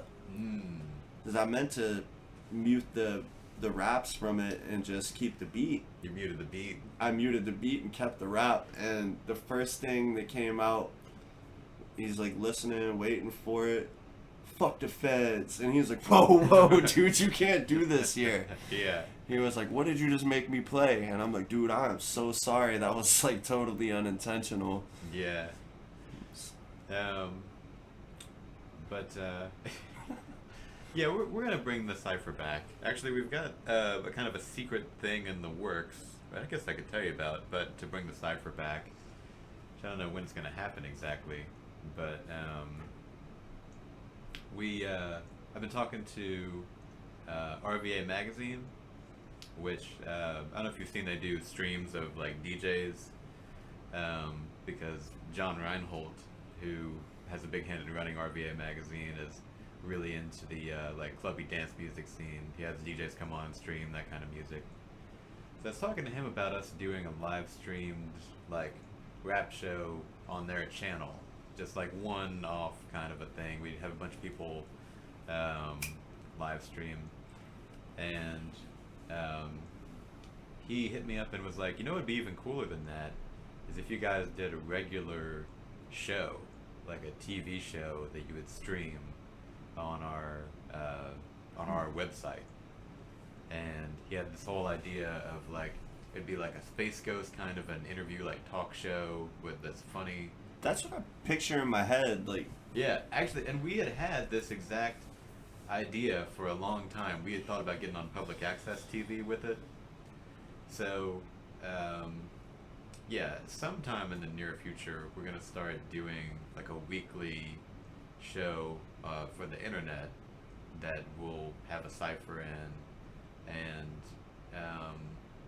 we've been talking about trying to also get it on Amazon or on-demand cable, because we've seen Radio B do that, or Roscoe Burnham's. So it's not that hard to do. But that's the next move, is we're going to try to be like a TV show instead of a radio show. That's awesome. Yeah. I will definitely be looking forward to that. Well, we'll want to have you on it, obviously. Yeah, that would be awesome. Yeah. That would be awesome. An honor to partake in that. And we're not trying to be like Eric Andre, but we're going to have some kind of skits or something in there. You know, it's weird when you say that, because like what I pictured in my head was like almost like I got a pretty good visionary imagination, and immediately when you said like a TV show for it, I almost picture like a set similar to like Eric Andre with Space Ghost, Yeah. coast to coast vibes. We really wanted to have that talk show kind of a vibe. I've always been a fan of that format, and like David Letterman. I think that people forget that he was actually on point and really funny for a good chunk of his career. He's not like a goofy older guy, but yeah, and I think we've tried to bring that to Secret Bonus level. So it just makes sense that it would be, somebody at a desk and then 2 chairs for guests. Is probably where it starts. Right. Yeah. That would be awesome. That, any idea when something like that may be in the works? Is Oh well, so that's the question. Is like I want to say we'll get it off the ground the next few weeks and start streaming it, but the original plan was just to do one show, and so the idea of doing like a series of them, I kind of think we need to regroup and prepare a little bit more for it, because there's people who would be willing to help out with like running the audio visual technical end of it, like Elliot Ness or some of the people from the Party Liberation Front scene have done video stuff before. But yeah, we just gotta nail down like who the crew is and how to actually run that equipment to stream it. right. That's a big one there to kind of overcome. Yeah, I mean, we've also had people on the crew who stream on Twitch anyway, so it's not like the hugest hurdle. We just got to figure out the logistics of also, like, with coronavirus, how many people we can have in one place and things like that. Yeah, fuck the pandemic. Has that affected you in a lot of ways other than the show? Well, it's interesting. So, the show's obviously mad different. It's a different kind of a tool now for the crew, because it's still a platform to put people on, but it kind of has helped us maintain our relationships. Relationships in rap are so important. So if I, for example, interview person from whatever Richmond magazine on our show, that keeps us on his radar, as this is an outlet I need to continue to be aware of, because they interviewed me, obviously they know who's important.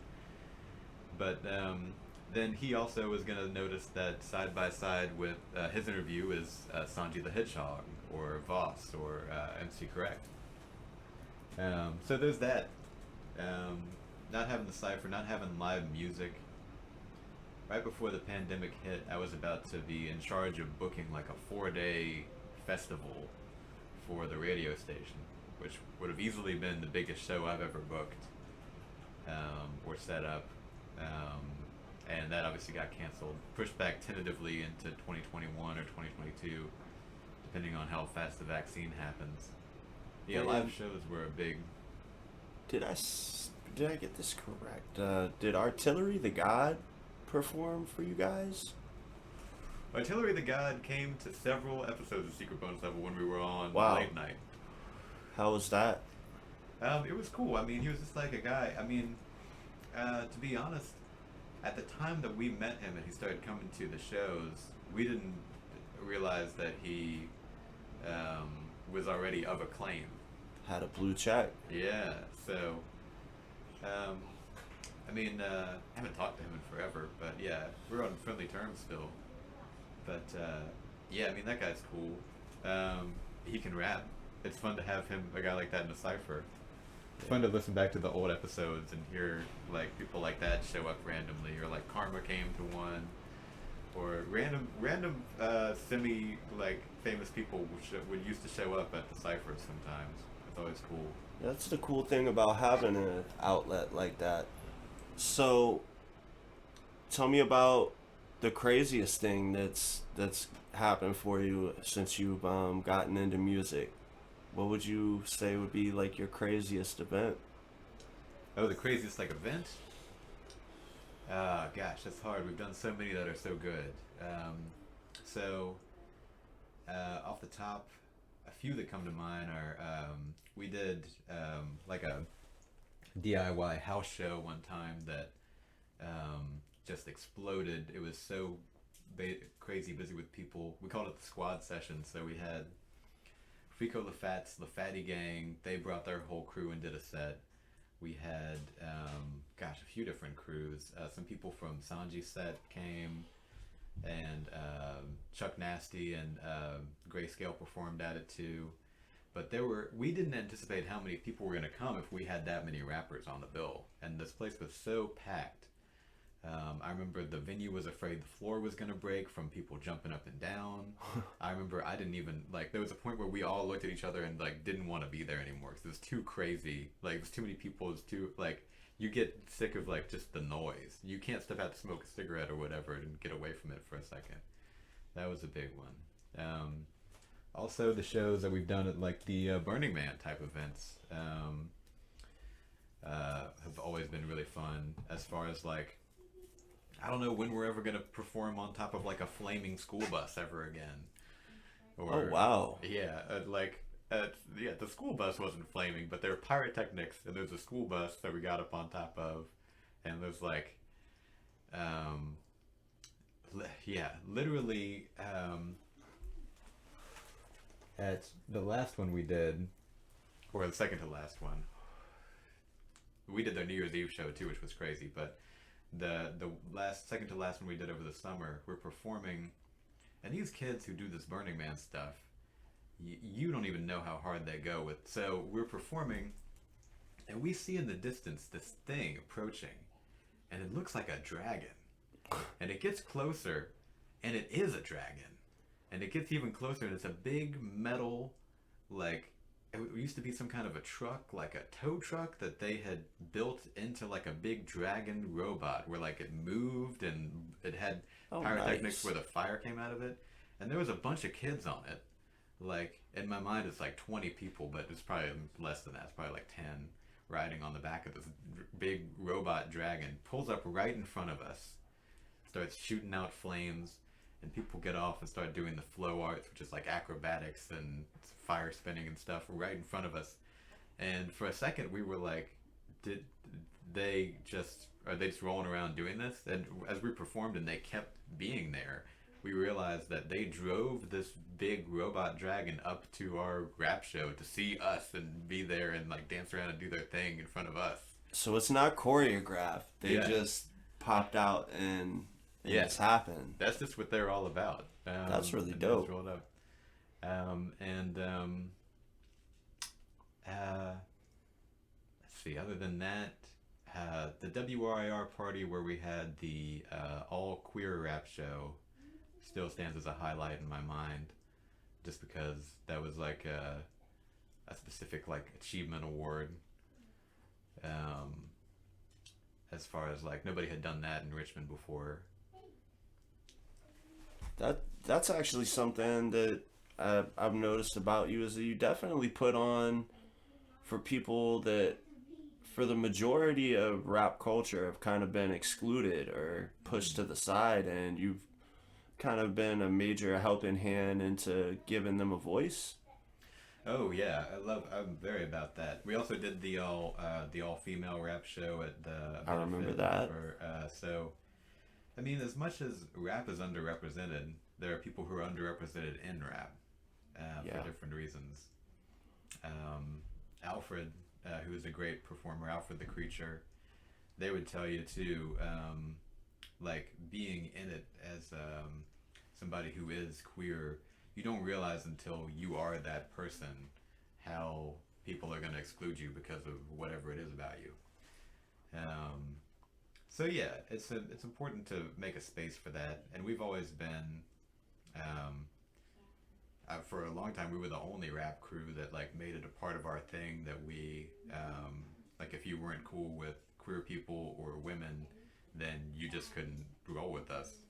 Right, and I think that's really important what you do with that. Mm-hmm. If you look at it on a much bigger scale, how McConan kind of became blacklisted when he came Yeah, out as bisexual, yeah, yeah. I and still it took hate. him years to finally get a little bit of the credit that he deserved. Yeah, I still feel some kind of way about Quavo for that.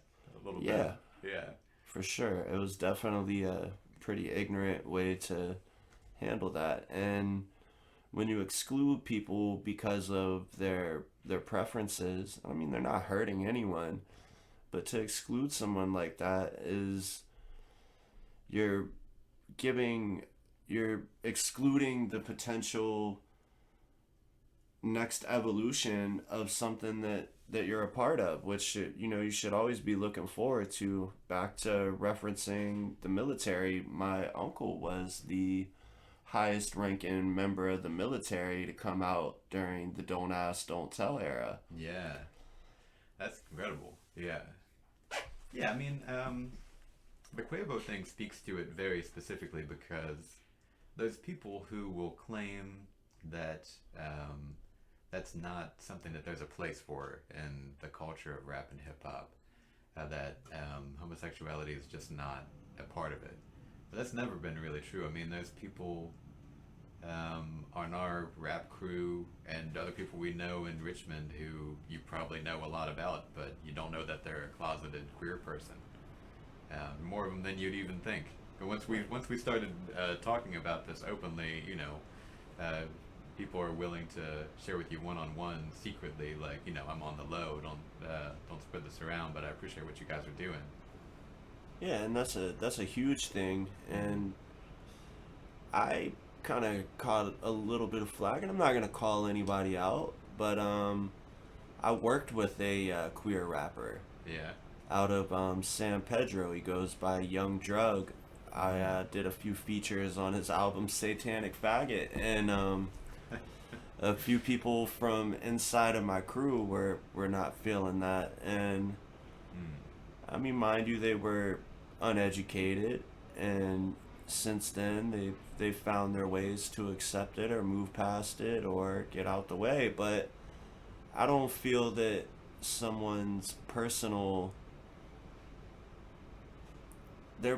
decisions should, it shouldn't blacklist them. Yeah. It's part of someone's story, and they should be given the spot just like anybody else. Like, I mean, if we look at it in a realistic sense, drug dealers and killers and all this and that seem to me to be a lot worse of a thing to put in the spotlight Yeah. Yeah. No, than I'm with someone's you. personal preferences.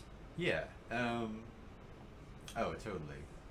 I should say too, as we're talking about the first queer rap show in Richmond, that was also kind of a friendly competition we had with Remy Sinclair out of Charlottesville. He had the year before we did that done the first all queer rap show I'd ever heard about in Virginia in Charlottesville. So, us being a queer friendly rap crew, we took that as a friendly challenge, but like a challenge. Like, oh, what he can't have this title, and we haven't even done it yet, so we had to bring one to Richmond. That's awesome. Yeah, Remy And Sinclair's a good dude too. He'd be a good interview for you too. yeah, send him my way, absolutely. Yeah. And I noticed Dogfuck is he on is I'm not sure. I've seen like some things where they them became dog person. Uh, Dogfuck is a non-binary person. Um, they've always used they them as long as I've known them. Uh, we affectionately called them Dog Boy for a while, which they were cool with that because like BOI in queer culture is like a different word than boy. But yeah, Dogfuck has definitely been an important presence for our crew too, as far as just insight into what queer people even experience. That's just an interesting person to me. I'll never forget the first time I seen him on a flyer. I was like, Yeah. I have to meet this person. Yeah. Their name is fucking Dog Fuck. Yeah. I've never heard of that, like, at that point. And I'm just like, wow. And we actually were like talking about Judaism and things of that nature, like the first time, and because I was wearing my 6-point chain at the show, and he was like, "Oh, this and that about Judaism," and then we're like talking, and I didn't even know that this was Dog Fuck, and I was Yeah. like, "Yeah," I was like, "So are you here performing? Are you here to see someone?" He's like, "Yeah, I'm performing. I'm Dog Fuck." And Yeah. I was like, "Yo, I've been waiting to fucking meet you, dude. What an interesting person." Yeah, I mean, like, you talk about their name being Dogfuck. Everything about them is, like, equally, like, a fascinating detail like that. Like, for a lot of people, I think the first thing they hear about Dogfuck is that their name is Dogfuck.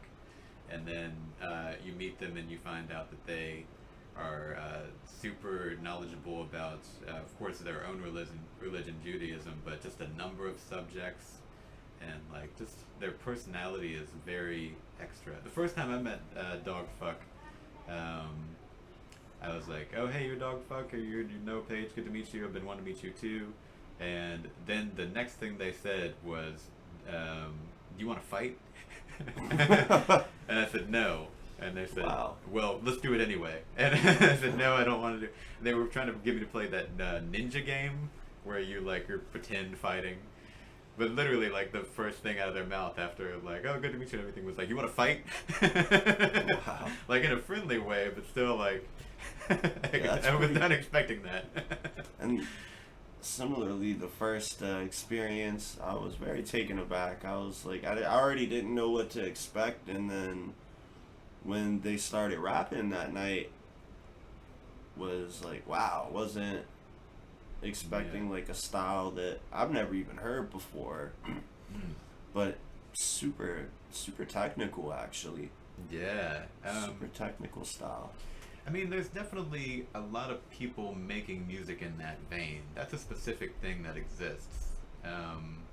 It's unique to Richmond because there's not a ton of other people who've done it here. But there's people like, I'd say Ideas in that vein. A lot of people like that. Or P.T. Burnham, who's... Yeah, P.T. Yeah. Burnham, I take back what I said about Dogfuck. P.T. Burnham did that similarly. Yeah. P.T. Burnham to me is almost like a grown-up, older dog fuck. With muscles. Yeah. Oh gosh, P.T. Burnham is a monster. I wasn't sure how he was there for my first show performing on that bill, and I wasn't sure what to expect from him either. He came out with like red suspenders on, and I'm like, Yep. what's about to happen here? Like, Yeah. is this gonna be like some super hipster on steroids type deal? And it wasn't at all. Yeah. It was just a very unique, and I think maybe probably the hipster scene could find enjoyment in P.T. Burnham, but definitely is in his own lane. Oh yeah. I mean, he has a following that is very unique. Like, there are people who love P.T. Burnham here in town. Anytime he performs, it's gonna be like a bunch of people there. He also does random shows that you just don't hear about, but he's got love all up and down the East Coast. I think I watched a show. I think I watched one of his videos where he performed in like Chicago, Yeah, that sounds about where right. he was like in a like a little fenced-in area. Mm-hmm.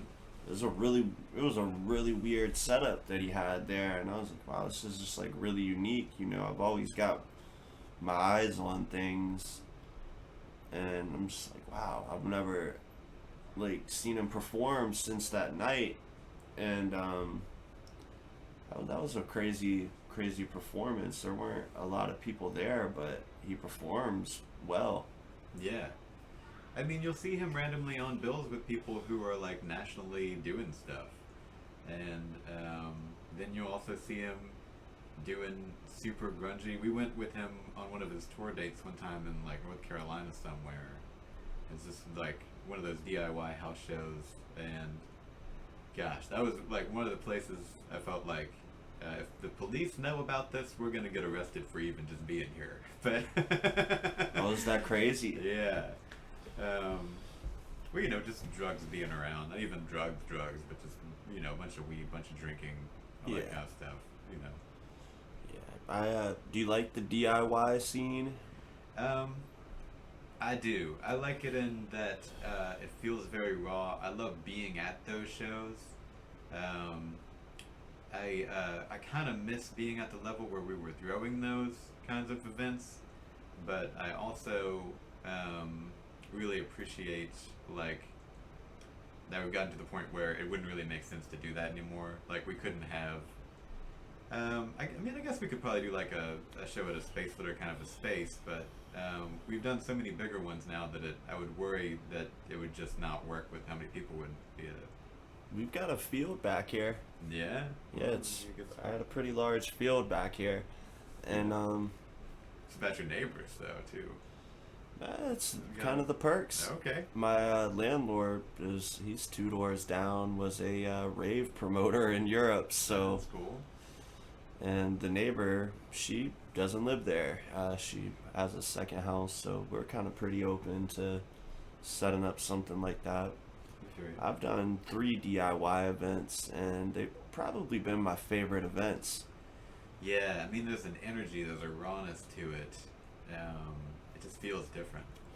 Yeah, we took Neighbor Clan to Spotsylvania once to a farm, Hmm. and none of us had experienced anything of the sorts before that. We got in touch with someone who was having their 18th birthday party is what it was. I think you told me. I think I've heard about this, either from you or from somebody. Was it someone else from Richmond on it? Yeah, Neighbor Clan. Neighborhood Mink was on it. Right. Yeah. Michael Enoch, Murder Boo, who's basically been my partner since I started my group Vapor Gang. Okay. And we ended up at this show, and we're petting donkeys while we perform and shit. That was probably the weirdest fucking performance I've ever done, but one of my favorites by far. Hmm. Yeah. That's wild. But yeah, love DIY stuff. Yeah, we would like to. I think I probably reached out to you on that one. Mind you, it was last minute when I found out that I was doing it, but I may have reached out to you to jump on that bill. Yeah, maybe that's what I remember it from. I'd be down to do that kind of stuff. Just depends, Yeah. It's last minute. You never know. Yeah, I tried to get Liquid on it too, but Yeah. I was unable because, like I said, it was last minute. Right. Yeah. I mean, out of town stuff. I think it takes some planning for him too. 'Cause he's got his mom and everything. But yeah, I tried to get him on the Burning Man type of shows, and he just couldn't do it for whatever reason. Logistics. How hard was it to get into booking your own events? It wasn't as hard as I thought. So I mean, I've booked my first. I've had some experience at it. My first show that I performed, but I think I told you I was 13. I booked that myself. So I've been doing this for a while, but and it's just about relationships and having plugs. The one thing I tell a lot of people starting out in music is, if you keep doing it and do it a lot, people find out that you're a music person, that you kind of attract other music people like a magnet. People find out that you're trying to throw shows. People who have spaces where you can throw shows will come to you. So I thought that I thought it would be very difficult when we started booking rap shows, whereas I'd only ever booked rock shows before. But I mean, we had so many great people on the squad as far as Sanji Voss, Correct, Mayday, any number of rappers, Lithium, that we already had a lot of connections in that world. So it's basically just we had to let some venue know that we wanted to have a show, and they were like, "Oh, okay, well, we already know about you guys, so that's cool." Yeah, that's dope. My only attempt to book an artist or to put on a show, I got sideswiped kind of. I don't know if you remember when Tommy Wright came and performed No. in Richmond, but I got in touch with Tommy Wright and got him hip to Richmond wanting him here, and me and Lick tried to book him, and he just wanted insanely too much money to do that show. Oh yeah, you'll have that. Like that's a hurdle for a lot of people. And he specifically asked for Strange Matter, which I thought was weird. I didn't realize like how popular in the underground Strange Matter would be outside of Richmond, but yeah, I I mean like, Bruce Springsteen performed there back in the day. wow. Yeah, when it was Twisters or whatever. Yeah, it's always had a spot. But Yeah, yeah, it was a neat experience. I got him hip. He wanted to book. He was like, "Can you get me a Strange Matter?" I was like, "Let me talk to Liquid and Mark Osborne and see what we can do." yeah, And he came back with one in way too many thousands, and I'm like, dude, the capacity at Strange Matter isn't gonna. yeah. You're not gonna make. There's no way to make that money. There's no way they can make that money. Yeah, And somehow he went around me after that and ended up doing the Little Ugly Man show. yeah, And I always wondered what did he end up making out of that? Because I mean, he wanted like an Airbnb, and I mean, mind you, that's all Yeah. worth it to me for a legend Yeah. like Tommy Wright. But at the same time, it's like it's out of my realm. yeah. In a way, you gotta respect him for even going for it, because one of the conversations that I think is really important about rap in our city, especially in Virginia, is you gotta pay artists to perform. Yeah. There's nothing that bugs me more than artists either having to pay to perform, it's not flat out not getting paid at all. But yeah, I mean, when you get to the level that you can actually make money, and our people know that they have to pay you, like Mutant Academy, they do a show, they are gonna get paid, and they probably have a guarantee. That's one thing. But starting out, a lot of these local showcases, they're really taking advantage of people. Yeah. Well, I've looked at like the profitability of it is not bad, and I mean, I'm not hating on the hustle. Mm. But if you look at a show where a guy has to guaranteed sell 10 tickets and Yeah. they put 20 rappers on the bill, it adds up Yeah. quickly. Yeah, I mean that's the main scheme that people are running on rap, and that I think rappers don't realize that bands don't get this deal. Bands get paid, even if you're a small band, even if it's not a lot of money, you get the show and you get paid, or at the very least you get the show and you just break even. But the scheme of like, so the 40 dudes on a bill, and you either have to sell tickets or pay in order to perform, is a straight up racket. Because what ultimately happens, without fail, is you're performing not to fans, but to everybody else who's performing that night. You put 40 dudes on the bill, they all bring one friend, two friends. It feels like you're performing to a huge room of people, but none of them are really there. None of them are there Yeah. to see you. Right. So you're not really performing to an audience, and you've had to pay to get on it. Whereas you don't realize the promoter, they don't need your money to throw that show as a rapper. They straight up do not. They're getting extra money by making you pay to perform, Yeah. because they're already going to get paid off of the bar. They're already going to get paid off of admittance, even if it's tickets you sold or didn't. You paying to perform on those kind of things is just extra money for them. They figured out that the rappers are thirsty enough to do it. It's not really ethical. And I've discussed even within like Neighbor Clan and Vapor Gang is like, dude, why don't we come together and go holler at a venue, and even if we have to rent a venue for a night, it essentially would be more profitable and make a lot more sense in that regard. Yeah. Well, I mean, renting a venue is always a solution, as long as you have a bill that you can afford to pay that venue back, or you don't mind losing a little bit of money. Yeah. But, you know, I think that there's more venues than you probably realize that would be willing to not charge you anything and probably pay you to put on a show. The standard deal for most venues that we've interacted with at Secret Bonus level is if we're getting paid. You know, some venues just don't straight up don't pay us and don't pay rappers at all. But when they do, the standard deal that we'll get out of venues is, um, you know, whatever the door charge is, whatever they're making off of the bar, they have a threshold. Maybe it's $150 or whatever. Once they've made over $150, they're going to give you either 20% or 50% of the money they make after that. One of the things I'm proudest about our shows is we've never kept that money. I've never taken a cut or anything for booking it. We always just evenly chop that up between everybody who performed. Sometimes you're only giving people $20 depending on how many people are on the bill, but Right. still, like, you compensate them as fairly as you can.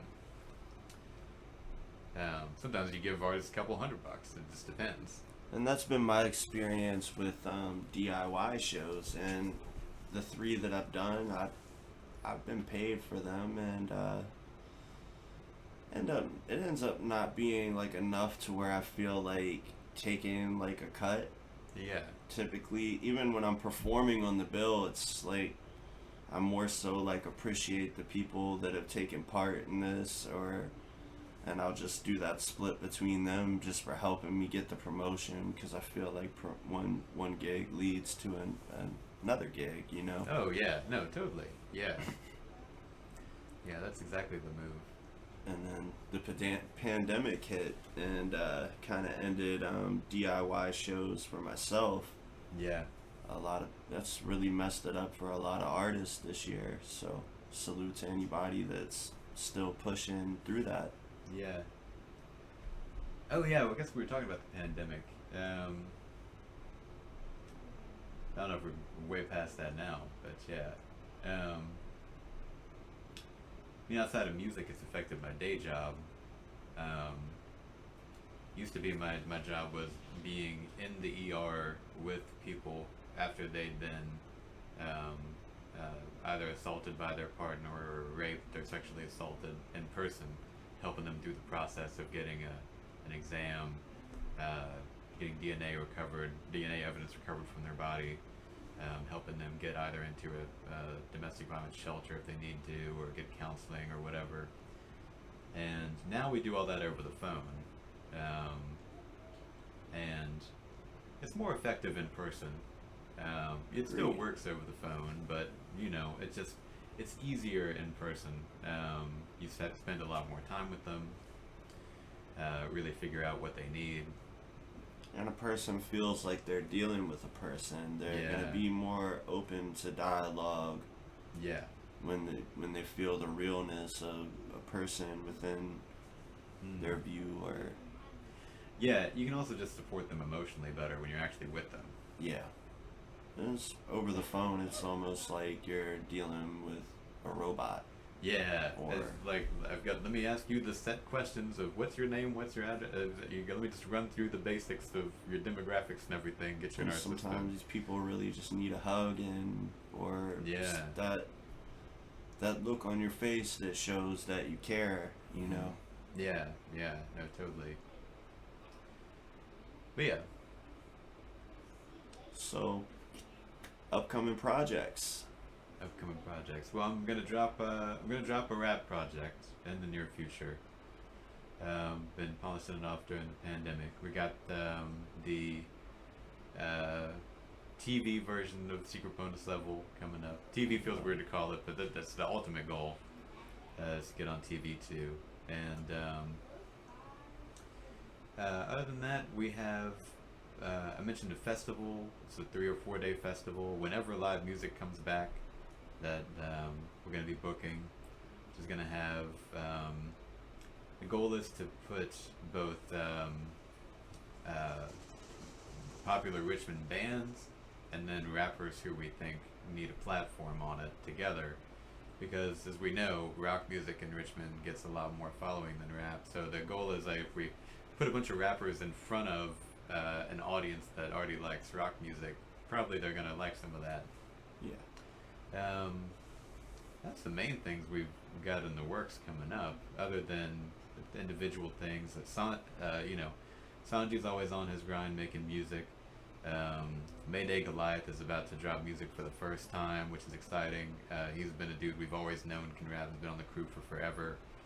NC Correct has something in the works. He hasn't told me a lot about. Voss is constantly grinding. Has done a ton of amazing music out west with the Sad Art Collective. So everybody's got their own little side things too. Oh, C3 Music. Curtis is going into a really interesting territory of like some of his stuff is like almost psychedelic R&B, and some of it's like dance music. And you know, we're gonna continue to try to push all those guys. Nice. So we got a lot of stuff to look out for from you. Yeah, Okay. hopefully. That's awesome. And I'm looking forward to seeing all of that. Definitely gonna be keeping up with the TV show, and if you guys are willing to have me, I'm there. Oh yeah. When we start the ciphers, you'll know about it. Yeah. Yeah, you're on the guest list for sure. Awesome. Awesome. Anything that you want people to know before we wrap up? Gosh. I guess I do want people to know that they should be following everybody MC Correct, Sanji, Voss, all of our crew. Right now, it's important if you... there are a lot of people right now who don't have money and are struggling because of the pandemic or because of a lot of things.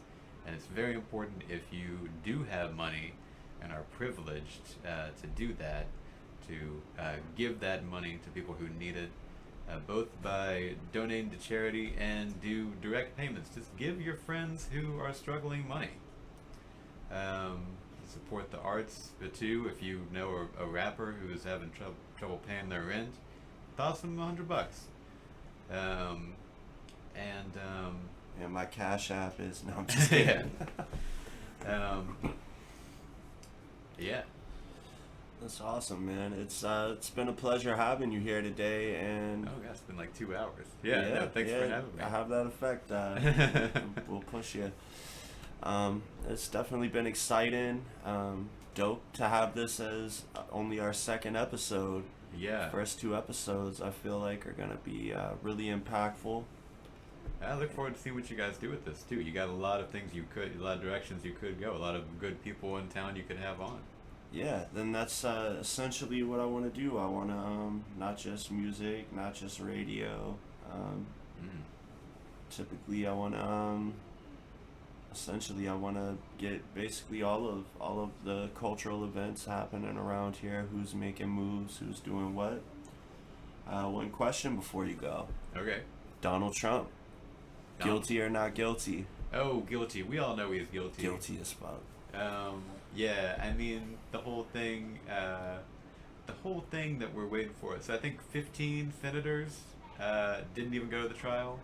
Yeah. So I think now we need 7 Republicans to just vote him to be guilty, and that's even not going to happen. But yeah, no, they need to convict him. If they had conscience, they would. It's too bad we don't have good Republicans or like halfway decent ones like John McCain or Bob Dole around anymore. But yeah, guilty. Guilty. Yeah. Well, thank you very much for coming in, and for all of you guys out here watching, this has been the Speakeasy, and we'll see you next time. Hey. Cool. You know how